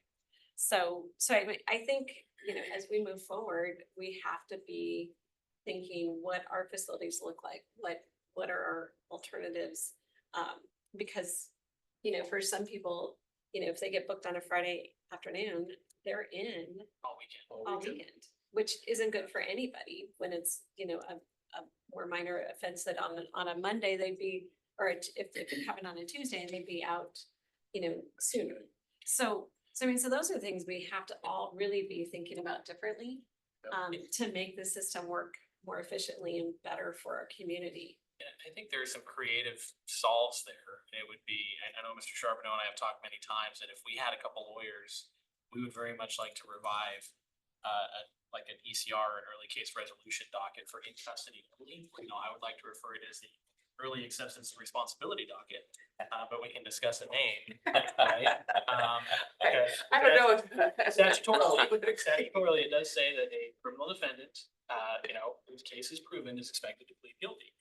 Whether or not that actually carries out is up for the partisan offices to argue. But no, I think something like that would be very good. And if we had, I know that if Mr. Charbonneau had a couple lawyers, and we had the additional staffing, we can get a commitment from a Superior Court judge. I know that Colin and I loosely had a conversation with Chief Hooper to say, hey, if we were able to put together the bodies, could you prioritize 50 at a time or 100 at a time for transporting folks from the jail to a courtroom to say, hey, here's a lawyer, here's your offer, here's a chance for a resolution, and it's kind of a take it or leave it like we used to do with ECR. And so that would be one way, in my opinion, to directly impact jail population. But those ideas are contemporaneous with the staffing shortages that we had. I think 18 months ago, we could have been able to do something a little bit more, but when, you know, Colin's down double digits and we're down double digits, it's hard to do that. Because you can see that a single DPA, you know, can process quite a lot. We're asking more of them than we should. But yeah, we would need, you know, to fine tune that. So we're certainly open to things like that. It's just an issue of staffing. And then separate and apart, you know, if human resources were willing to do the legwork to create a mechanism to staff a court like that, because presently the lawyers are exempt employees, so we can't get overtime for a DPA or a public defenders. You could contract it to an outside entity and have them pay at a fixed rate or staff it at a fixed rate, but we'd have to figure out some sort of compensation for the public lawyers, whether it's Colin's office, prosecutor's office, because currently under the county system, that mechanism doesn't exist. I think we could streamline something pretty quickly though, if everybody was on board. And one of the ideas that it is very favorable is, one of the themes of the discussions I know, because I've listened to them as well, between our office, Colin's office and the courts is, whatever the cost is at the start of it, through efficiencies and processing times and getting people out of the jail quicker and getting an ECR docket again, which died several years ago. And looking at those kind of things, overall, somebody much more mathematically oriented than myself would be able to track for the board how those increases or rather decreases in the time to process, fewer court hearings, less lawyer time, less judicial time as well, that would do. But we're very much in favor of the discussion, and I would be surprised if the judges, I can't speak for them, but I know that they're interested in efficiencies. They briefed the board on the subject matter previously as well. So. Can I ask I should ask this earlier, on your grid where you had the list of all the attorneys, do the unit supervisors carry a full load as well, or is it a reduced caseload? So they're supposed to carry a reduced caseload. Functionally, that hasn't worked out. I know my DV attorney supervisor, I wanted it less than 25 to 30. I think she's presently at 70. So she's carrying the same amount as her line DPAs. My major crime supervisor that supervises all of our homicides and violent assaults, she carries the largest caseload in her unit and has resolved more cases than anybody else in her unit this year. And so, which is a testament as well to Experience Matters. It's Sharon Headland, and she's been with the office since the late 90s. And again, when you got a new lawyer or defense lawyer or even a new judge, more tentative, less experience to fall back on, they're gonna be more time taken to process cases. So that's one of the main reasons why someone like Sharon can process so many cases and still supervise the entire major crime as well. It speaks to the experience level. so, and it's true of virtually all supervisors, because the idea was, oh, you become a supervisor, you get a diminished caseload. And you know, there'd be some sort of other benefit. Right now, we can't even offer that. Our appellate supervisors carrying the same load as the other two lawyers in there, and our juvenile supervisor, again, buried the same load as those partners, and same with special assault. I've got a special assault supervisor that she does a lot of training, sits on a lot of different boards, but they're doing the same level of casework. The only place where you don't have one carrying a full load would be potentially district court, as well as our property drug supervisor, because they are supervising therapeutic court, first appearances, and a number of other things. And I'm asking a lot of those individuals. My district court supervisor is often up covering dockets, actually handling the dockets, because he's training the brand new baby lawyers on how to do that job. And so they're circulating through. So I wish I could say that when somebody became a supervisor, they get less. Right now we're giving them more. So.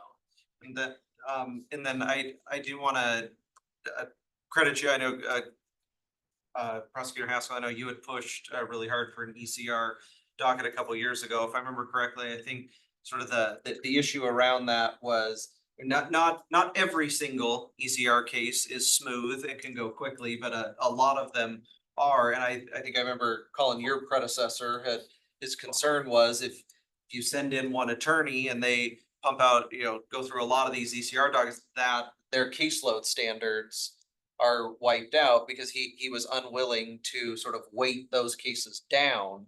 So somebody could, so you could pump through a lot of the ECR. So I think that was sort of one of the hiccups a few years ago. Had the public defender at the time been willing to put a lesser weight towards those for the easier ECRs, Yeah, and that. then you could have pumped through a lot, but he was unwilling to do that. That came out of the consultant, David Bennett, and when they put that together, that thing was cranking out some cases. I mean, it was a machine.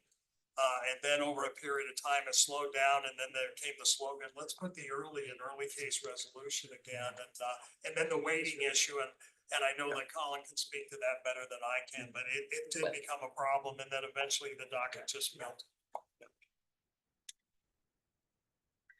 So, just going back to the grid, so the vacant in red were left vacant in the budget. Is that true? Or how come there's one, how come the juvenile one says open position versus vacant? So what I put in juvenile as open position was just to signify that I should have 4 there. But due to numbers, right? So if we were in a position to be asking for more FTEs, I'd be asking for an additional FTE. Okay. But if we were to keep flat, right? So we're asking in our 2025 ask was just to fund the existing attorney positions. And this is where they presently are. And so, we've got 3 in property drugs, right? If I had 3 new prospects walk in the door for district court, I would be sending 1 to domestic violence and 2 to property drugs, right? And so, but I just wanted to visualize, from the board where those vacancies presently exist.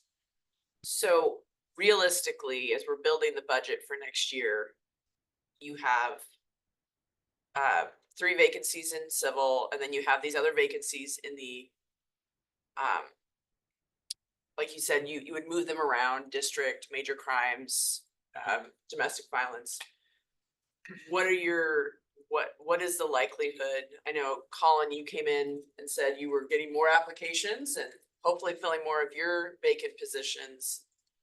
What does it look like realistically to fill every one of those vacant positions? Because I know you want to, and I hear all the reasons why, but for, responsible budgeting by the board, what is what are you looking at in terms of realistically how many of those could be filled? I can answer the question from the other side, and that is 0 if they're not funded. There's a 0% chance That's that true. those positions will be filled.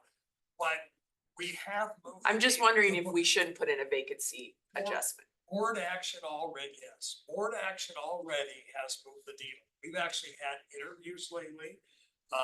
We lost one who had interviewed later that next either afternoon or day. So we made an offer last week. It was not accepted. We made an offer, not accepted. But we're a little healthier. We're hesitant to get too enthusiastic, but to say, I think we're turning a corner here. So even though we went to the 40-hour work week, and let me say publicly how much we thank the board for that. The 40-hour work week and the false basement on the attorney ones coming in has made a difference. Can I guarantee the board that we hire them all? No, but I know that if we don't have them, that opportunity is going to be forfeited. I could say we would be hard pressed to say that we would fill them even by the end of the year, or even by, spring. I know Colin and I have this discussion a lot. Like, I'm cautiously optimistic because we've had more applications, and it seems that engagement with public lawyers often follows like the hiring trends of the sheriff's office, right? You've got people more interested in criminal justice and law enforcement. So my hope is that we have more attorneys that want to come this way. We presently have a couple other Rule 9s that'll be taking the bar this winter, which is a February bar. Assuming good things there, we cautiously say we'd fill a couple other positions. But right now, realistically, I'd like to think that we were down double digits all year, and I'm just very happy that now we're here with 5 criminal vacancies. Previously, I think we had 11 or 12 criminal vacancies. And so at a minimum, our ask is to fund. I understand say deactivating or moving funding for a position until we butt up to that time period and say, hey, we've now filled all of the ones that have been funded, and we would come back before you and ask to, fund those additionals. I could see some wisdom in potentially doing that, and I would hope that we do that before we physically remove FTEs, especially with the demonstrated need. And that's my concern.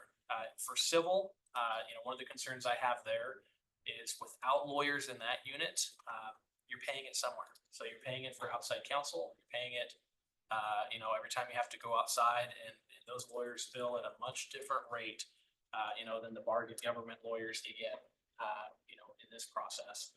And we've had these discussions over a period of time about the amount of outside counsel that we've had to seek to perform the statutory duty of representing the legislative authority in the other departments.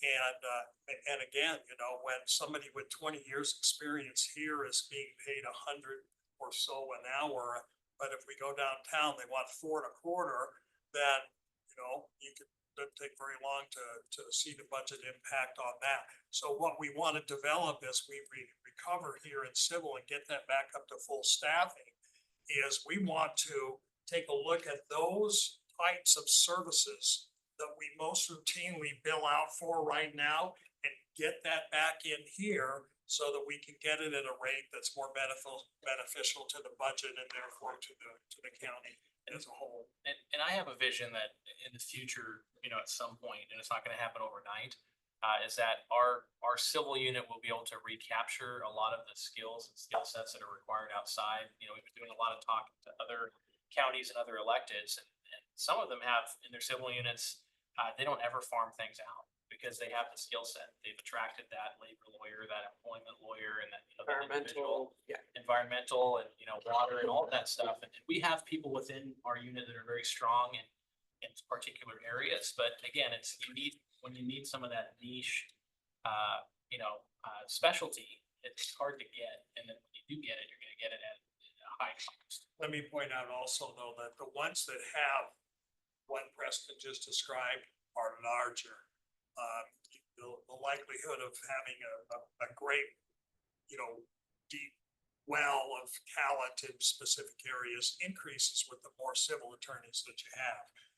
So with what we have, we can certainly do better, and we're certainly working on it and intend to. But to say that we'd ever reach a point where we never farm something out, well, I don't know that I'd want to go out on that limb. So it does depend in part on the number of lawyers you have working civil, and that's a consideration for the board. Maybe we could do a little analysis on if we increase the number of FTEs in civil and made it attractive, how would that affect the needle on being able to bring expertise not only in the door, but develop it while they're here? Okay, Chris, and then I'm gonna have you finish your presentation, just so if there's any other questions. This is a clarification maybe for Scott and Tessa. But what I hear you saying is don't deauthorize any positions. And I understand the funding request as well. Just clarifying that if the board did a vacancy adjustment similar to last year, that's basically a mathematical reduction in the spending authority, right? Overall, reflecting a kind of estimate of what the hiring might be. But is it correct that that does not stop recruitment, or it doesn't prohibit recruitment of authorized positions? You are correct. The budget that the prosecutor's office would give to them, they have to manage within that.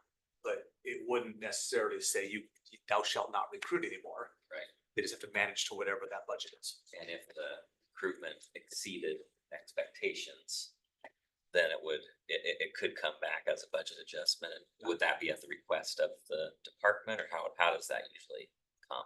Yeah, in this case, the prosecutor's office is seeing a trajectory of their expenses going beyond what they were authorized to spend, which would trigger them to come back to the commissioners and then request a supplemental budget amendment for it.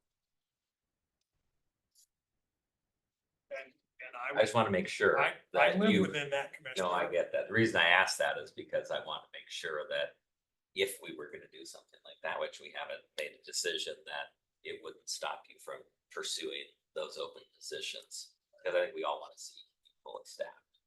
Appreciate that. The only, one little kind of hiccup in the process then becomes, we interview a candidate, we like the candidate, we want to offer the job to the candidate.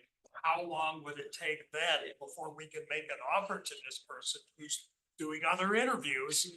Before the board decides, okay, we're gonna give you a salary adjustment so that you can get in there.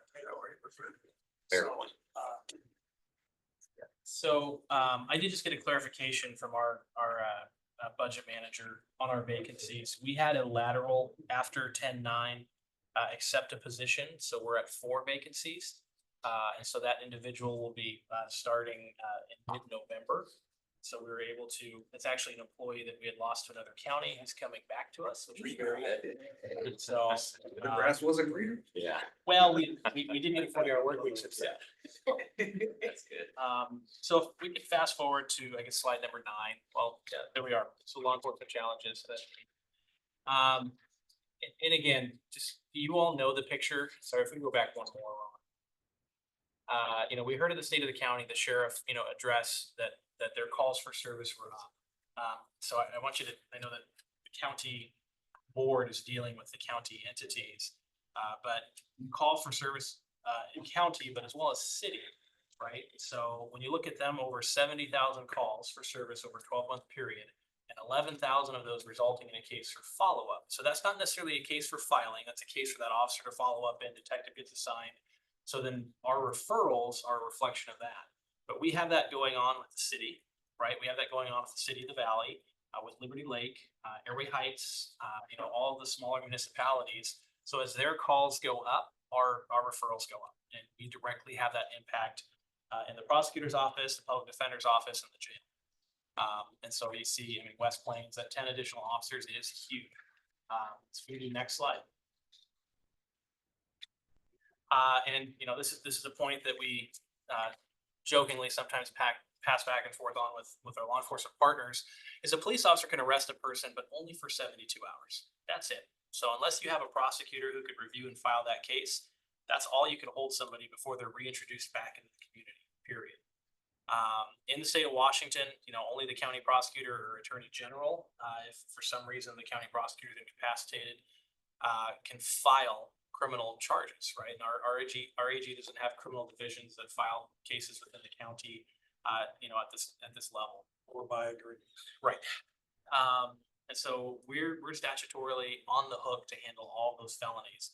So it would be easier if we could say, hey, we'll sign a contract with the Valley to do X amount of felonies there, or with Airway Heights to do X amount of felonies there at a percentage. It would be great if those partners and municipalities, as part of different agreements, they consider and build into their costs, hey, we should be looking at funding a prosecutor, or funding 2 prosecutors and 2 defense lawyers, right? So to be thinking about that for other MOUs in the future, I think that there could be value there. But right now, it's just assumed that we take it all, and we don't get any kind of compensation for that in the same way that the sheriff's office can address different revenues. So again, it's what we've all said. It's a system. The more efficient we can be, you achieve that efficiency apex, and then you're processing cases. Your judges are more efficient. Your defense is more efficient. The jail is more efficient. We're paying these costs already. It's just we're paying them at the jail, or we're paying them in jail medical, we're paying them, elsewhere, because we're continuing cases that can't get addressed. And so if we can get to that point, and hopefully, Colin's office and my office can get some staffing, I think that we can take a huge chunk out of costs as we can get to that level. Sorry, next slide. I already talked about a little bit of this. If you got specific questions, obviously it's all salary and benefits. Our M&O is virtually nothing. And we can go to the next slide. Of that M&O, one of the things that has come up a lot, and we talk about it with budget, is interpreter fees. So that's our biggest increase. And so in Spokane County, the prosecutor's office is tagged with all the interpreter fees for criminal prosecution. So the statute says that the prosecuting authority shall bear the costs. It doesn't say the prosecuting attorney, but traditionally that's how it's been done here. When we talked to the Snohomish County elected, he said that the interpreter fees are borne by the other departments that are utilizing those services. But here we get billed for it all. So it's a completely uncontrollable cost to our office. So every time Mr. Charbonneau and his attorneys, any defense lawyer needs an interpreter at the jail, we just get billed those things and they come out of our budget. So if you, let's see where we're at. We requested $278,000 for interpreter fees. We could go forward a couple slides. So this is our M&O request, right? So $901,000. Well, of that, 31% is interpreter costs that we asked for. We were only budgeted $90,000 in 2024. So any overages, we either have to make up out of salary vacancies or we have to do a supplemental budget request. And so, one of the things that we've discussed is it would be great if interpreter costs could be borne as a county general fund item rather than being tagged directly to the prosecutor.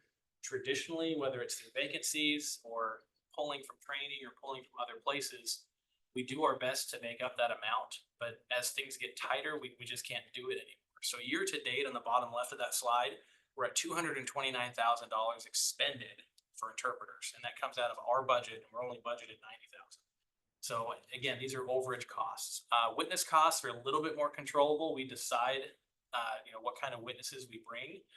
But we're flying people for a murder case. I have to fly a Snapchat custodian from California. I have to fly a Verizon custodian of records from Florida, from where these folks are coming. So that's what makes up those costs. We've looked at certain cases and said, we can't prosecute that without coming before the board and asking for a separate commitment. We've got a number of cases, especially now with the DNA and these experts, that cost tens of thousands of dollars to have them come testify. And it's very frustrating. We do our best to keep those costs low, but it is very expensive. So when you look at our M&O, nearly half of it are those two expenditures. And then the rest, sorry, go ahead. What's your actual witness cost so far this year? Is it a similar trend where it's way higher than expected, or I don't know if, just curious? I know those can be very expensive. And the thing about it is you never want to send a message to anybody that you're gonna make decisions on these serious cases based on how expensive they are.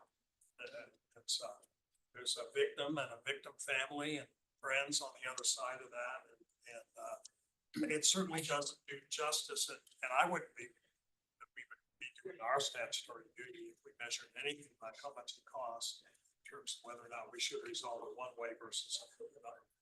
that said though, we prioritize, violent crime, sex crimes, for those. We're not expending and flying people around for criminal trespass and things like that. We do our best to get supervisor or chief approval for a lot of that. So we're very diligent, I like to think, about what we expend. So, on the interpreter costs, I challenge the Superior Court too, because I think everyone's doing all these separate contracts, that we need to look at it holistically across the entire county so we can get the best usage fee that we can get from different groups. I don't know who's all doing it, so that I will challenge you guys as well, that we need to really look at that and be collectively looking at these contracts so we can get our best fees. If we could gather them and have a single vendor or a couple of vendors, that would make, the most sense. And it seems that that's what a lot of the other counties are doing. It's a bit of an anomaly that the county prosecutor in Spokane gets tagged with all of that. So anything we can do to get out of that would be great. Yeah, so I'm just saying that out loud, that we need to really look at that across the county.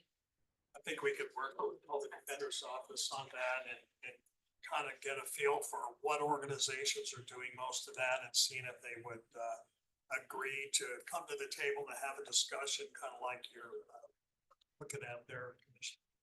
And we have a number for Commissioner Jordan. Okay. Oh, yeah. Sorry. We've expensed $24,577 year to date on So not as high. And what I can say though is we've done about half the trials that we did last year. And so, and a lot of that's due to staffing. I hate to say court congestion, but a lot of it, things get bumped that way. But yeah, we're. Commissioner Jordan. Just on the interpreters, I was just gonna throw in that I'm sure you'll discuss this, if there's a look at the contracts around interpreters, that you would have to have court certified interpreters that might have some kind of specialized needs. May or may not translate well to other areas. Well, effectively, we're using them all now, right? Because we don't arrange it. I mean, if they just send us the bill. So the court's already using these folks. What they don't have is a centralized contract, right? We're getting separate entities billing our office for, a Marshallese interpreter, a Russian interpreter, different things like that. We all have language line. I think that it's, the same cost. But every time if Mr. Charbonneau is gonna go visit with somebody in the jail and he needs a Marshallese interpreter, they just set it up and they do it, we get the bill. And so we largely know very little about how these costs, if he's gotta meet with his attorney, for 2 weeks in a row to go through 100 hours of body cam, have it interpreted, that's gonna be very expensive. So we'll get random bills that are very minimal, and we'll get some that are massive. And you see that in the trial cases. We had a Superior Court expended on a trial case. Our office expended, it was nearly 40,000 in interpreter costs on a multi-week child sex case. And Superior Court had a similar expenditure with a sign language on a trial as well. So these are costs that we don't control, but can get out of hand very quickly. Next slide, please.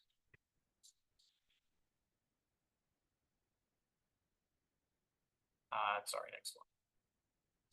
So just to break down on this, when you look at our M&O, if you were to take witness costs and interpreter fees out, our total M&O is $505,000 for 2024. We essentially asked for 35,000 increase, and that was reflective of in part training, in part supply costs going upward, toner, printer, printers, pens, things like that. We did reduce costs in areas by reducing subscriptions. So we've cut a lot of our legal subscriptions. We've cut down to a bare minimum, tried to renegotiate some contracts. And so we're doing our best to try to save monies there as well. But it's very limited. So for M&O, if you were to take those two other things out, that gives you a context of what that number is. It's 35,490 roughly. So I'm just gonna ask, so the big increase I see is the record storage. What is? So that's becoming a massive problem. And it's going to, but let me look at this. Is it paper or electronic? Paper. It's paper, paper. Through debris. Yeah. So that's storing like case files for our retention periods. It's off-site storage because we don't have on-site storage for a lot of that stuff. So that's an increasing cost. If you compare, again, I'm looking at across the county because other departments are doing storage. I know Vicky does for the auditor's office. We should be ensuring that our contracts are all similar or the same to make sure that we're all getting the best. And I don't know, Tom, in your department.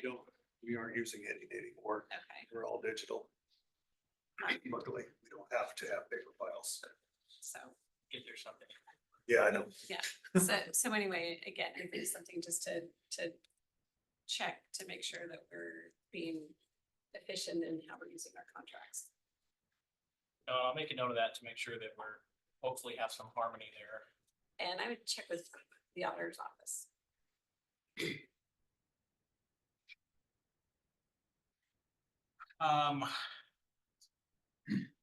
Yeah, I mean, this sheet kind of lays it out aside from, this shows you kind of everything we're spending money on. So we could do the next slide and I'll let Larry kind of discuss, what we potentially could forecast and, in that term, and we're not trying to be dramatic on defunding, and we're talking about defunding positions or unfunding positions, right? So we would necessarily have to make decisions and those vacancies where they presently exist. I didn't move those numbers around or bodies around for this presentation. That's just where they are right now, to address the needs. So Larry can talk, a little bit more about this. So without the vacancy adjustments, they weren't available at all, and the ask of nearly $1.5 million reduction was implemented. We'd have some difficult decisions to make. As you know, and you asked in one of your questions, are these statutory duties? Well, they all are. The prosecution of all crime that the county becomes a party to is the responsibility of our office. So we'd have to take a look at some prioritization. We're already doing that, as Preston has pointed out. We're not filing near, I think we peaked at a little bit over 6,000 charges or cases that we filed in 2019 or so. We looked back at it. And then, we took the big plummet with COVID, that sort of thing, where we weren't filing hardly any, but that created a backlog that we're now still kind of working our way through. And now we're back up to about 4,300, as Preston indicated, and we may go as high as 46. But there is a kind of a natural prioritization built within the statutory scheme. We have misdemeanors at the bottom, and we have felonies at the top. So if we start eliminating at the bottom, where we're going to have to look is we got to get more people out of district court and put them into the felonies. So we may be eliminating some positions without any assistance whatsoever from the board. If it were to occur that way, those are the crimes that we talked about: DUIs, DV, theft, protection orders, traffic infractions. They affect code enforcement as well. Not that we'd eliminate them all, but we would be severely handicapped at prosecuting those, particularly if we have more serious felonies that are going for want of a prosecutor, so that we can prosecute certain misdemeanors. And then we would have a more limited ability to file on the B and C felonies, which actually, thankfully, for the most part, we have more B and C felonies combined than we do A felonies. But as you know, we had a demonstration here not that long ago where we had 26 homicides in the county. Those are all A felonies. And there was a day when the office was carrying up one at a time, and it wasn't that long ago. It would limit our ability to process those. We'd be concentrating more on the A felonies and the B felonies, less so on the Cs, and even less so at district court. And I have to emphasize, and again, not to be dramatic, but every one of those crimes has a victim on the other side. Whether it's a property, I don't have my Honda Accord or my Kia anymore. Or my pickup truck that I use to run my business, or I have to rebuild my garage because somebody vandalized it. All those things, it's easy. Sometimes it's kind of like second guessing police officers when they do their work. We have forever to look it over. They have seconds to make the decisions. In these kind of things, it's easy to look at it from the standpoint of sitting here in a room together. But there's a victim on the other side of every one of these. And if it isn't a specific victim, it's the public at large. So it would limit our abilities. We're already somewhat limited because of the shortages that we've had now for some period of time. I do believe we've turned a corner. I thank the board very much for that.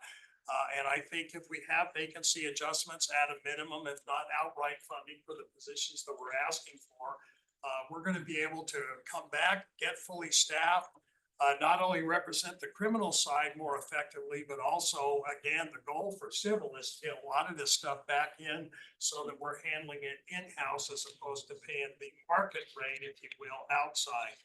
One thing that I would say is there's some questions to the sheriff's office about that extra duty, right? That's paying for the officer at the Lowe's, the Walmart, and whatever that cost is. So when you look at that, I think, I can't remember what the number was, 2 million or however much, right?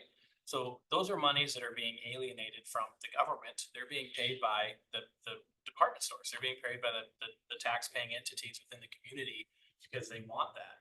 And so it's great that they have the opportunity or option to do that, but those are the types of cases that Colin's office and my office are struggling to charge and to deal with, because they can arrest somebody because they've got that officer sitting there. And then where it falls in the priority, you know, because often your second degree burglary, your commercial burglaries are, they're nonviolent crimes, right? So we're doing our best to prioritize violent crime and victim crimes. But, you know, your second thefts, your trafficking and stolen properties, that's what that extra duty those officers are typically grabbing. And so those monies are being expended in the community, you know, not necessarily by the county, but by those private entities. So that's just another cost to keep in mind, that the cost of this is being borne somewhere. Then we have one last slide, if we could go to it, Ron, thank you. And it's out there, I mean, we've been talking about it. Criminal justice cuts do harm the community. And it's stem to stern with the entire criminal justice system. And again, as a final point I'll say is, if you hire more law enforcement, that's great. But if there's not the prosecutor, not the public defender, and there's no court to handle it, and we don't have a solution like Commissioner French was talking about, a couple of things that we could do. I think Commissioner Kearns was talking about ECR, and you were talking about that other docket. I think those are important areas to explore, and I think over a period of time, that cost savings is gonna become very apparent. So with that, we're ready for any further questions from the board. No, I'd say that, I mean, our budget situation doesn't look like it'll get much better in the future, so we have to be starting to look at all these things now. So we can start to, you know, look at what can we put into effect in 2026, and how would that help, you know, us as we start to look further down the road. And again, as far as the vacancy adjustment, the only concern I would have was, can there be a rapid decision made when we have a qualified candidate? Because as Preston pointed out, just last week, a great candidate, he interviewed him, I wasn't there, got away because, you know, and they may have gone anyway, I don't know. And he had 2 interviews in the week, and Yeah. the other guy. So for what that's worth, it'll be, if it's timely, it'll certainly be helpful. Commissioner Jordan, when you were at the AG's office, what was your caseload? It varied a lot, but it was, and it's different cases, but it was well over 100. So, just curious. And then, yeah, I think, you know, talking about the weighted caseloads, you know, I think we talked about that a little bit, is like, is that something that if you come up with a policy that we can approve, is that something that would help the public defenders? You know, I don't know. I mean, I just keep feeling like we got to look at all of this and what are our possibilities. And partly we don't have a policy on weighted caseloads for you. So it. Well, and I don't think it's for us to come up with. I mean, I think it's. Well, they something have to, that but it's do a policy the board approves, though. It's Okay. not, they can't just do it on their own. Okay. That the commissioners would have to approve the weighting. But, you know, so anyways, I'm just, again, as we try to think through, what are the ways that we can, what are non-monetary ways of helping retain and attract. So we are currently doing that, by the way, we're looking at that. One of the issues that we can already foresee is a staffing problem. So if we take less cases, those cases have to go somewhere. So we either would need to up our staff, you know, what the weighting system is, perhaps on the ECR docket, for example, it's not worth an entire case, maybe 0.5 or 0.75 of the case. So you can have more cases assigned to an ECR attorney than you could to normal attorney, for example. But that's something we're dealing with right now. We're looking at it. Victoria and I have had conversations about it. We'll get with Preston and Larry as well. But we're looking to see if it's feasible. Because I'm not sure that it is, but if it is, we will absolutely try to present that to the board. Okay, no, appreciate that. Mr. French. So, appreciate all the work you guys are doing. And I know that you're budget conscious, so I know that you're watching every nickel and every dime. You likewise, and, you know, we got a presentation from the sheriff's office and they are doing likewise. So you know, as I look out, I mean, the environment is changing around us with what the AOC is gonna do and what the litigation with Wasatch might do. And And I look at 25 as a year of transition and an opportunity for us to try and find opportunities to, you know, if we can resurrect ECR, we can resurrect a book and release facility and help provide some relief for both, for the entire system anymore.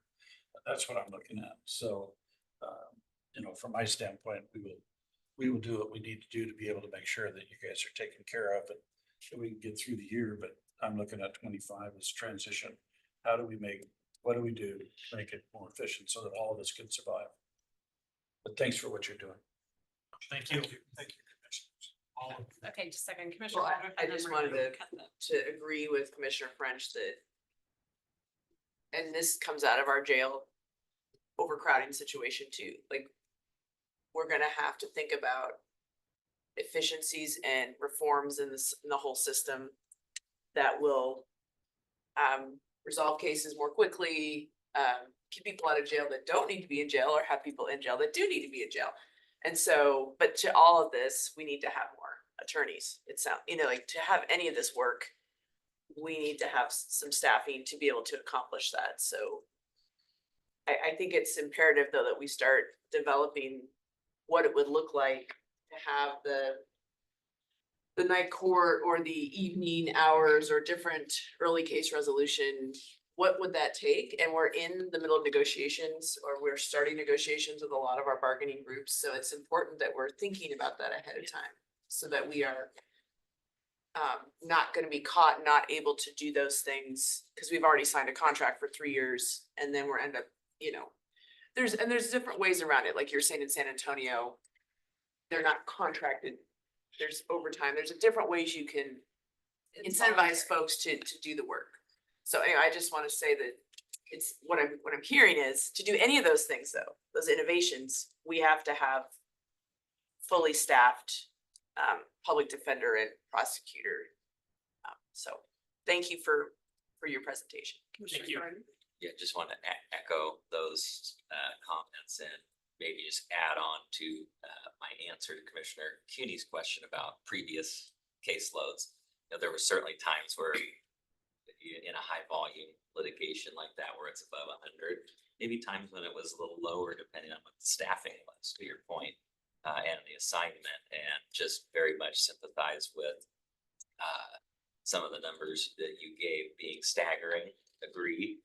And that really has negative impacts on the efficiency and good case management. You often feel like you're just putting out the fire of the day.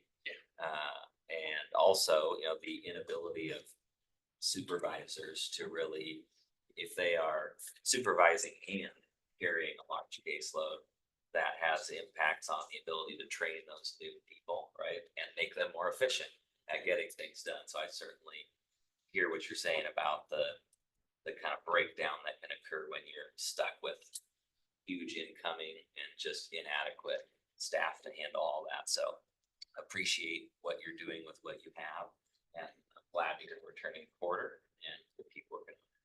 Yeah. And in your discussions, remember what your work-life balance was when you exceeded that 100. I don't want to read that. We have that routine in our office, and it shows, you can tell it in their faces. You can see the stress. And I guess I'll just finish with, I mean, this weekend I found out that, you know, my son's friends had a Kia Soul stolen, you know, which is one of those cars that seems to be very popular to get stolen. That they're having to figure out how to use the bus system to get to work, to do all that, because they don't have the funds to just replace it right away, and insurance doesn't always replace, as we all know, at a value. So it's, you know, so I appreciate what you're doing for the victims, because it truly is, I mean, I'm gonna be thinking of the whole picture of what's going on in our community. And so here's two 25-year-olds that are having a really difficult time because somebody took their vehicle. And if we don't have the ability to prosecute on that, that just continues to run rampant. So. And timely, I mean, that's the issue too. I mean, we're having to explain to victims, like, maybe in 9 months we'll be at a spot where we can file this. That doesn't help them. Or it very much diminishes the confidence they have, you know, and we feel helpless in that regard as well. Yeah, so I'll be paying attention to just how that works in the system for them. So, Thank you. Thank you. Okay.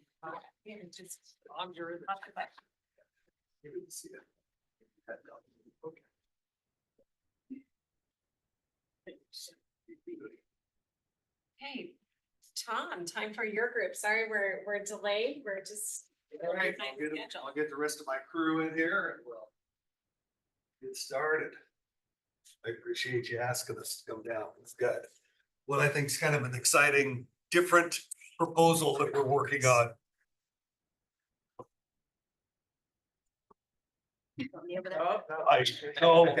No, Frank got it. Okay. Okay, so we will just jump right in. So Thank you. I, of course, am here. I have Joe Hollenbach, who is my chief deputy. Frank Moulton, who is my operations manager. And Elaine Fitzpatrick, who is my executive assistant.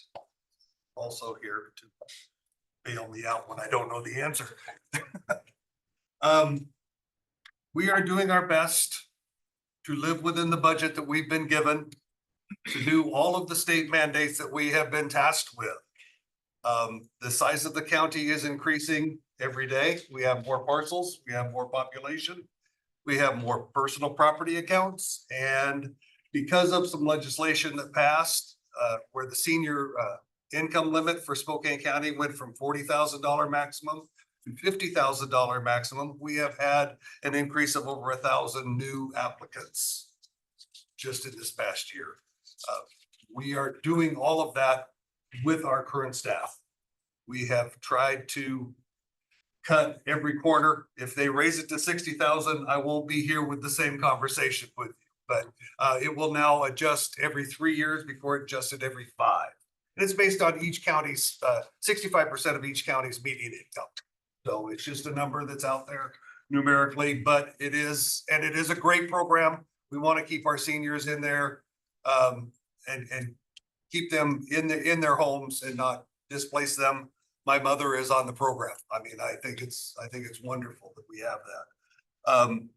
Ever since I took over running the assessor's office, every vacancy that we have had from the top spots clear down to the bottom, we have looked at, do we need this position?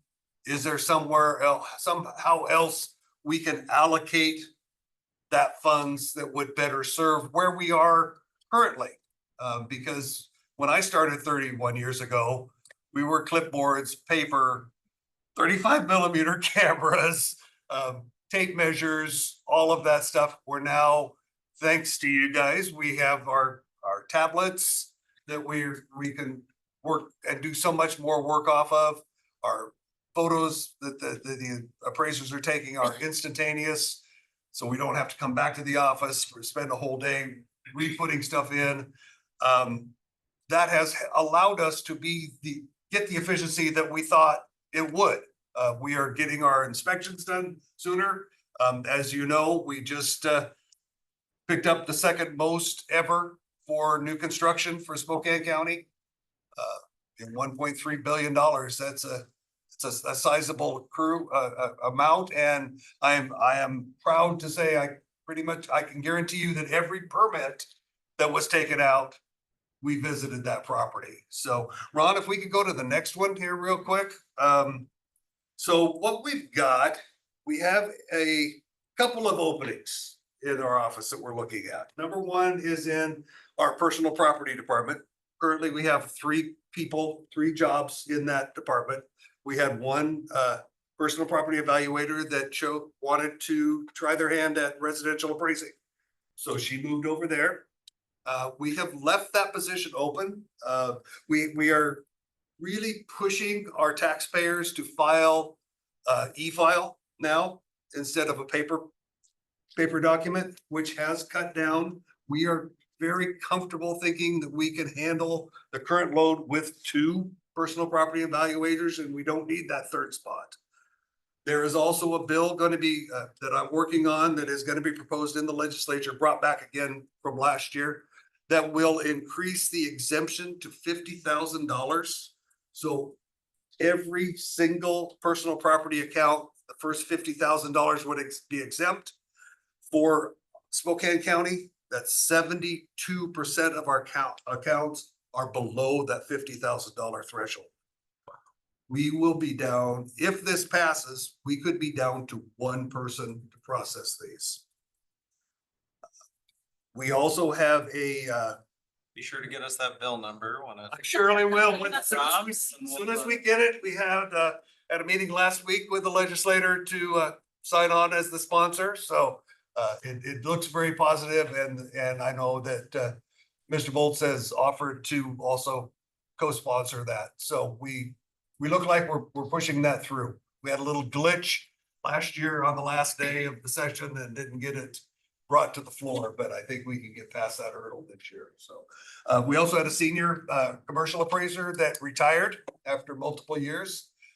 We think now with the new efficiencies we have in the commercial department, number one, again, the tablets, but also how we're doing some of our other stuff. We are all now, all of my commercial appraisers are specialists in their field.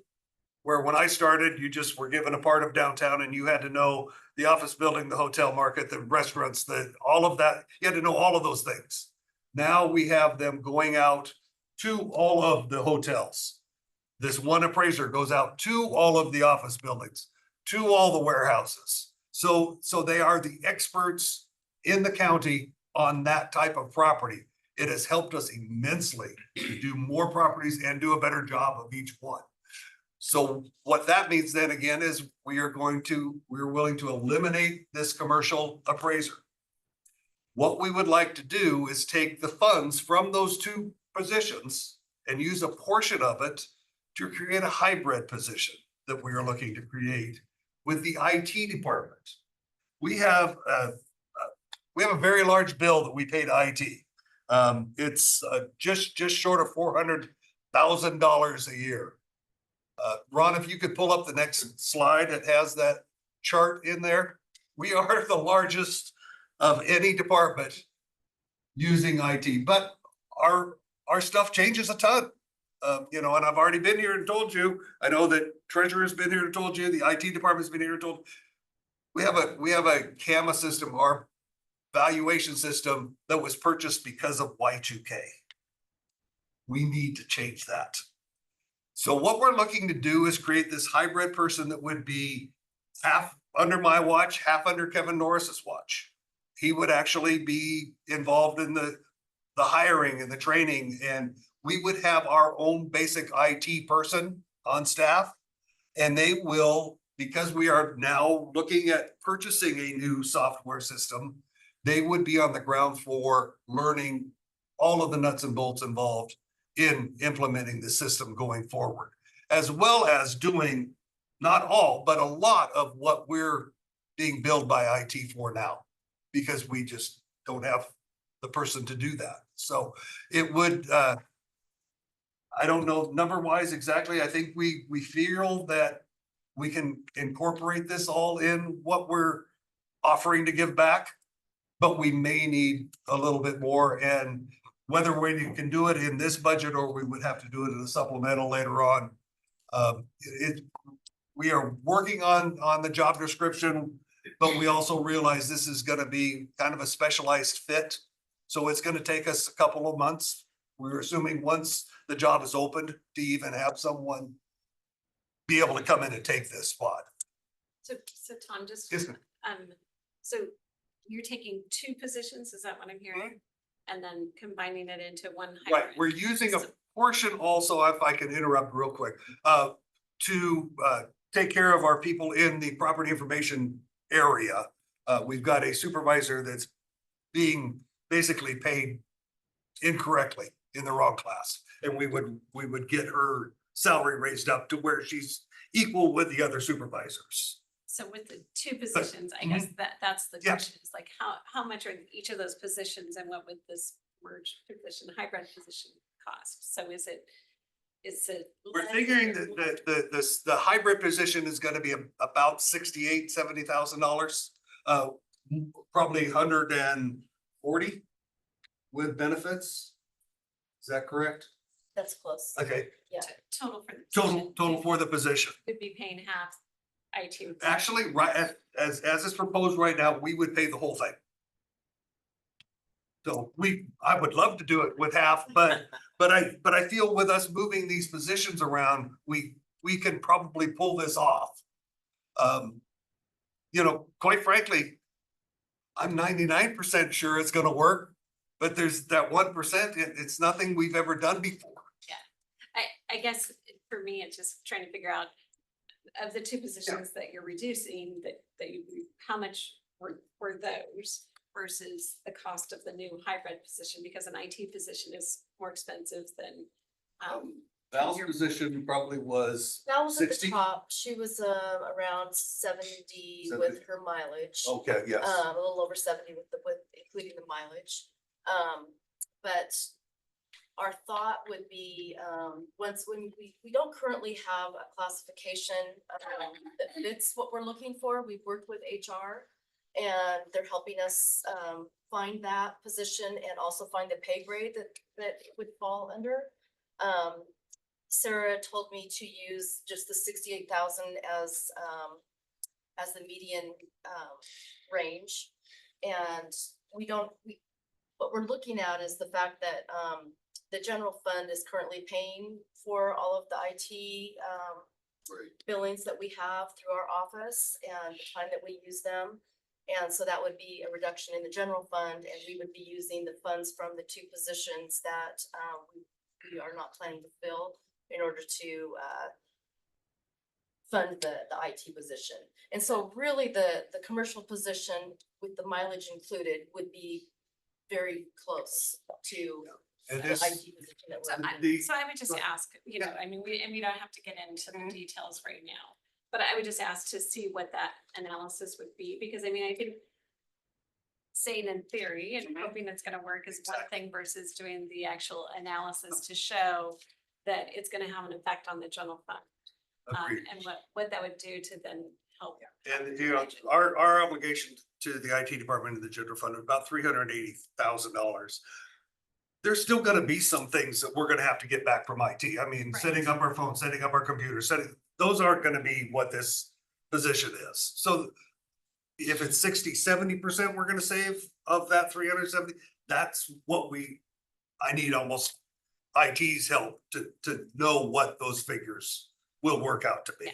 So I just asked Yeah. that you put those together so we have that analysis, so we can truly, you know, if Agreed. we're making budget decisions on this, then we need to have that to. And like I say, I'm not adverse to waiting until the first part of next year to get this process started. So I just more want to put it on the plate here. No, and I'm sure we'd be happy to let you start the process sooner. yeah, So there's exactly. no point in waiting, Great, but I think it's really doing that analysis to show sure. the Yeah. cost benefit and For sure. what the general fund effect would be. We versus found yours. one classification that we think is the closest to what we'd like to see, but it's under a supervisor pay grade, and we don't want this to be a supervisor position, so HR is working with us on trying to find the right title and so we can come up with the correct pay grade. Yeah, which is great. But just going to the overall budget, am I reading it correctly that your target that was given to you by the budget office, you are submitting a budget that is 68,000. So you've met that target, except you'd like to hire this new position, and it's 68,000 more than what the target was. Correct. Okay. So, I think Commissioner Cooney was, Yeah. so like you're No, it's not. eliminating two. It's not $68,000 more, because we would be eliminating the two positions that are currently Oh, within that's our within budget. that So it number. would be. I think it's gonna be budget neutral. we- we think it's Okay. really gonna be budget Okay. neutral. It's not in addition to. Okay, it looked like in the materials, it was 68,000 more than the ask was. So I don't know what that is exactly, but you guys are very close. My point is, We are. thank you for trying to get as close to Yeah. the target as possible. And I guess we just need to get more information on how And that again, will that all has work out. been mine and our policy ever since I've started. That we look at every single position, all the way down to the lowest paid Yeah. position. Is that something that is necessary in this day and age? Because things, quite frankly, have changed a lot. They Our really have, at a pace that I've never seen, you know, our needs are, you know, AI is now part of workflows now. And who would have thought that even 5 years ago? So it's happening so fast. So I think that position of a business analyst will take care of the CAMA needs of our operating systems, because that's gonna get replaced. And we don't have someone on staff that can currently do that. And it would take a big burden off of IT at the same time, solve their issues relative to services they're providing to other departments, while at the same time meet our needs as we go into converting to a new CAMA system and having someone that knows all the ins and outs of these things. I think it would best serve both departments in our view, while in a budget neutral environment.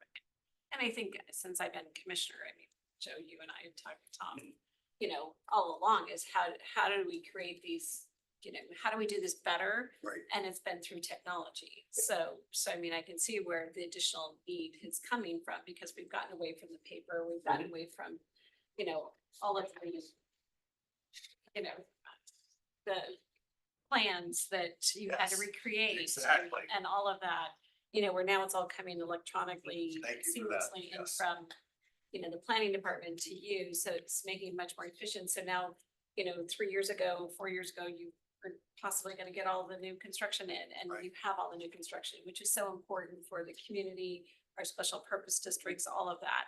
So I think, I mean, I see it as, you know, yes, we are hoping that it would cause efficiencies Right. in FTEs. That over time you could then not fill those positions and have it, but then I can also see where it then causes an additional IT burden.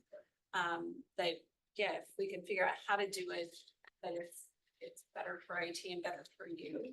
I think is a win-win for everybody. So I do applaud you for taking those technologies and making those efficiencies that we thought and hoped would reduce FTEs in the future, because that's what we just have to do. Bet, So- agreed. I will bring up one last thing in that the current use position that you funded 2 years ago now, you know, we brought in over $800,000 total tax to Spokane County as a whole.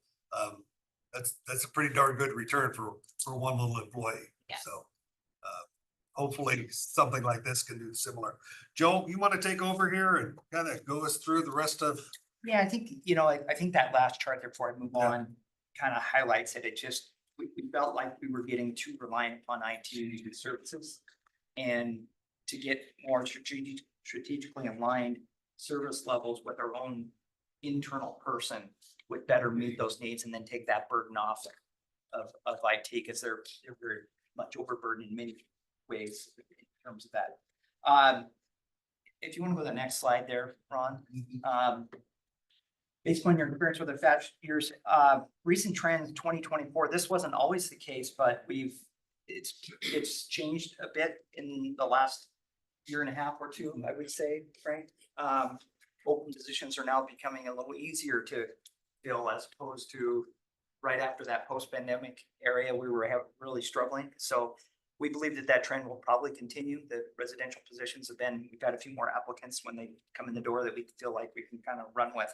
So we feel good about that as far as being able to fill those open positions. Next page, next slide. We, as Thomas alluded, we just want to reallocate some of these resources to maintaining the service levels is at the highest level, you know, that how do we maintain those levels? And I think that Tom has done, under his leadership, has done a fantastic job in meeting those obligations at all costs. What do we do? I'll go back to on the personal property, us just changing something in the personal property forms that says by 2026, we're gonna only accept e-filing. Well, that was a savings between 40 and 60% of our labor resources. That's why we were able to eliminate that position, just that one little change at the top. So that's something that we did in the existing workflow to meet those challenges. Now with this change potentially in what Tom's pushing on this other area, we're thinking that the 50,000, there's not going to be a tax shift hardly at all. It's just paper pushing, and we're going to get out of the paper pushing business, get back into, you know, making an impact for that, and that's allowing us some flexibility and do some other things creatively. So we think we can still meet our statutory obligations. Tom's, next slide. Once again, that vacant personal property is gonna be reallocated in a certain way. We did get there by the e-filing as I spoke to on this slide. So if you wanna go to the next one. Some of those proposed changes to better meet the demands for our staff. Were to get some equity issues amongst our supervisor and staff. We had some inequities. We wanted to get them all on a similar parallel plan. So part of that money is gonna be shifted to one of our supervisory class and then a reclass of both the property record specialists and the personal property staff, which are in the same department. And one reason why we feel like cross-training in that regard is because of that 50,000 increase. There can be some cross-training opportunities for both departments to meet those demands of the seniors that are for that unfunded mandate of increasing that. So that's why we felt we could do that. And then there was a reclass that we did during that, which was also a part of that.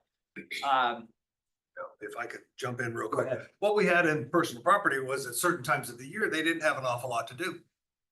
But they had a whole different job class than the person sitting across the aisle from them. So now that we've been able to cross-train them, well, yeah, they can now take over the phones, or they can process a senior exemption, where we just didn't have that capabilities before, but we have pushed it, but believe me, the staff has just grasped onto this, like, this is great, we can help. We've got stuff to do now. We're not just trying to keep our heads down and out of trouble for 2 months until the next allocation of personal property forms come in. So I think it's been a good thing. Then the last portion of that, the move appraisal support position to different pay grade, it was also part of that. We've already worked with HR in terms of that and felt like that is a very much a worthwhile investment in that individual. And then next slide. One of the last changes that we want to talk about here was for part of it is for equalization purposes to get everyone under one umbrella in the appraisal team, because we have a residential section and commercial. One supervisor that would oversee those operations would better equalize the assessments from a commercial and residential that butt up to one another. And I think would promote equity amongst taxpayers that are paying a very similar level, despite whether they're right next to a commercial property or not. These values have a substitution effect that goes on in the marketplace. We feel like one department head in that area would oversee the operations in both. We would also eliminate one of the supervisory positions. There's 2 residential right now, supervisory assistants. We would eliminate that and promote amongst three or four different supervisory staff for that lead over the entire operations. We feel like it would better get our organization in a one team aspect, and we're in different departments, and I'd like to get it more cohesive unit. I think it would go a long way towards that.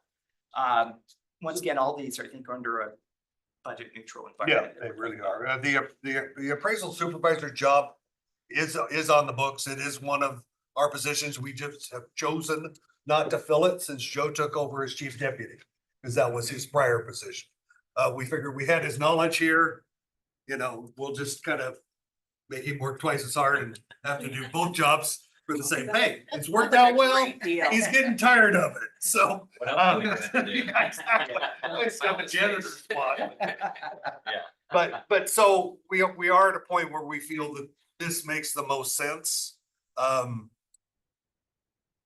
We've got looks like an ascension plan that looks like this should work out well, as far as we won't have any hurt feelings by eliminating this appraisal assistant position, supervisor assistant. So it looks like it should work out well. And again, I then, if nothing else, get one message to the appraisers, not that I have to go to the residential department first and talk to them, and then the commercial department and tell them to make sure they get the same message from us and you guys in that effect. So, I think it changes the culture for us. Yeah.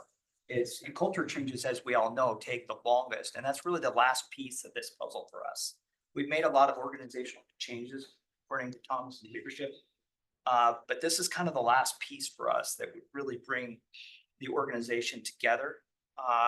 In a, you know, hey, Tom's been here over 30, I've been here 23.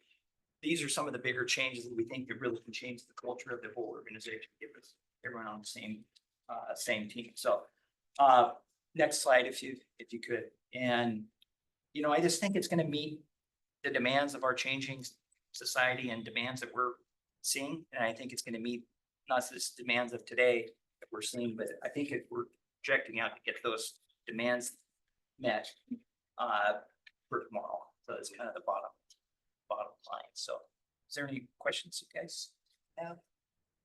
That's about all that we have.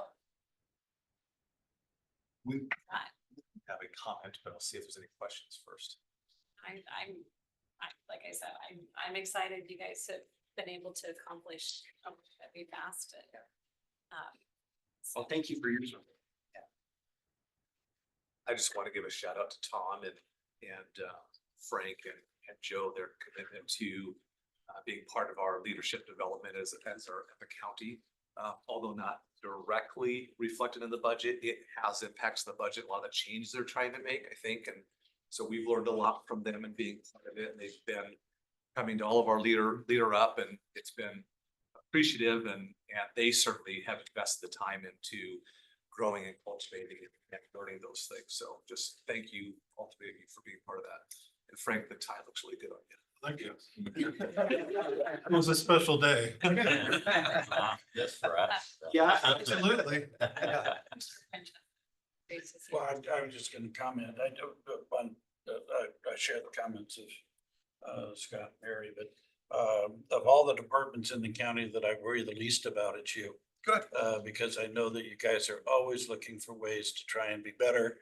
They're looking for ways to better serve the county and stuff. And I just kudos to all of you for your continued commitment. And then to just share a personal story with you.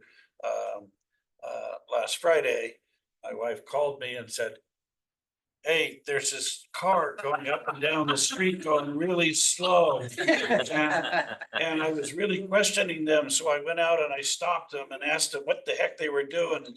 They said they were with the appraisers. So I just want to say, whoever was in our neighborhood, they were actually doing their job. So thank you. That's great to hear. It worked really well because she put the gun away and.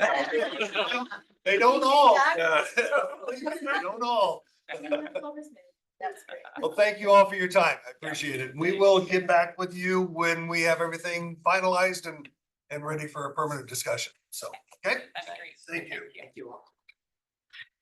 Yeah, that's gonna take us to Jason. Okay, I know you guys are short on time We are. and very busy, so it shouldn't take more than an hour, so. Okay, I'm gonna let you start. I'm just stepping out for just a moment, so go ahead and get started. I'll just cover like the highlights really quickly if I can. So we brought in 7 million in September, which is right about where we budgeted. We're actually about 30,000 off our target, so we're really, really close to what we budgeted. Year to date, we're 0.7% up over last year. So under our budget amount of 2%. But not too bad. The rolling average ticked up just a little bit, partly because we had a better September. But as you can see, it's still trending downward. Next slide. Please. That just shows the distribution for the criminal justice sales tax. There was a little bit of a question on it last, one of the last meetings. The top 10% of it goes to the county, and the other 90% is distributed between the county and the other jurisdictions based on a per capita basis. So as you see, the city gets just a hair more than us for the criminal justice sales tax. Next slide.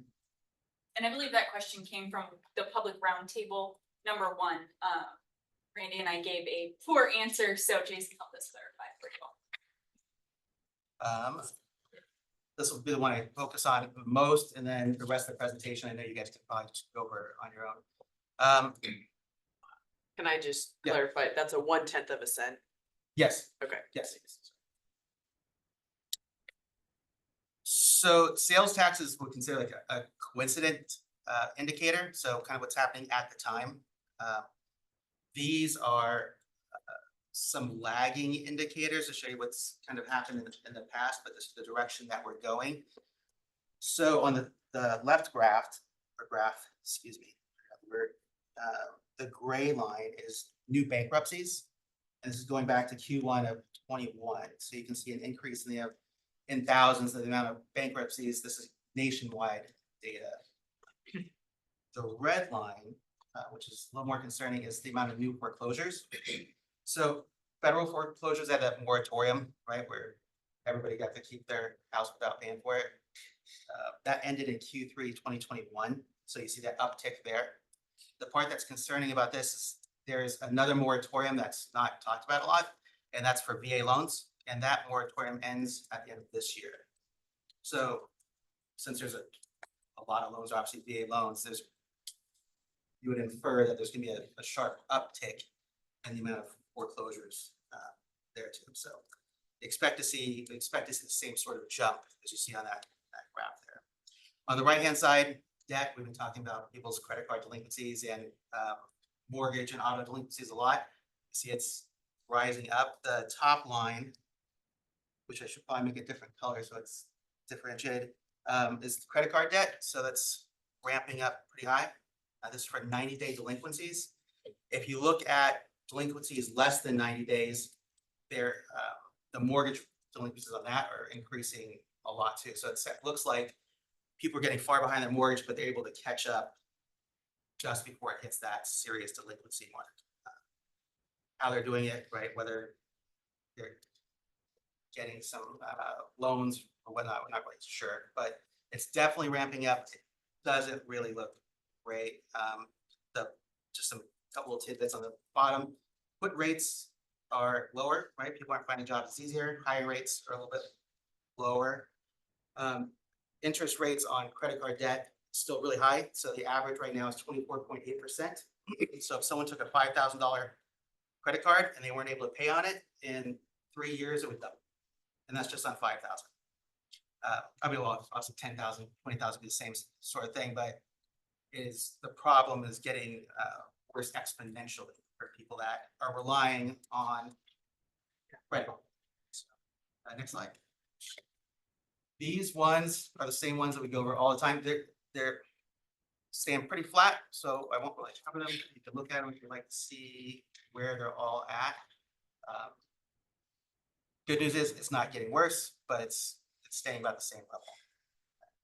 With the exception of, Ron, can you do the next slide? Maybe next one. We'll get to the auto sales.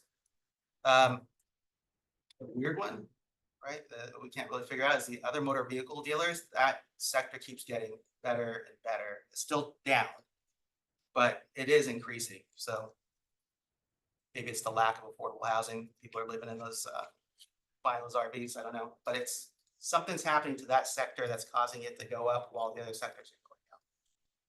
And then next slide. Next slide. Because those other sectors are staying flat. Recaps where we're at year to date on the left, 7 million, and then 57.3 for the year to date. Downside risk is as the capacity spend is diminished, our sales tax revenue is not going to look so great.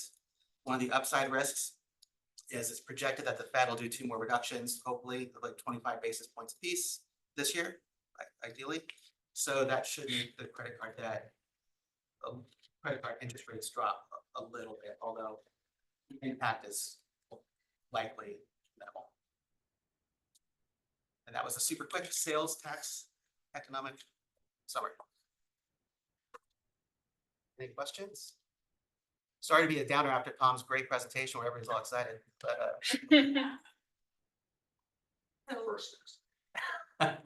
So I'm just, so on this last slide, so on the far left, so that's where we're kind of sitting right now. yes. So for the 7 million, that's September's collections based on July's activities. For this 57.3 year-to-date collections, and then which is about 400,000 over last year, or 0.7%. And where do we think, so I guess looking at that, where we would, in relation to budget. Um, Where we were for 2024. If we stay at the same 0.7%, we'll probably miss our revenue target by about 1.5. So, which I mean, it is a big number, but that's likely where we'd be at percentage, because every 1% is about 800,000. So we're still tracking below what we anticipated. Yes. Commissioner French. Well, and I think it's gonna get progressively worse. The Boeing strike, has impacted us here at the local level.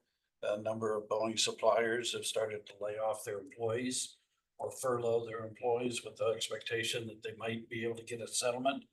But I don't see that happening. So I think our sales tax numbers are gonna take a pretty good hit for the end of the year, as well as, I wouldn't be surprised to see the defaults on credit cards and home mortgages also to be impacted.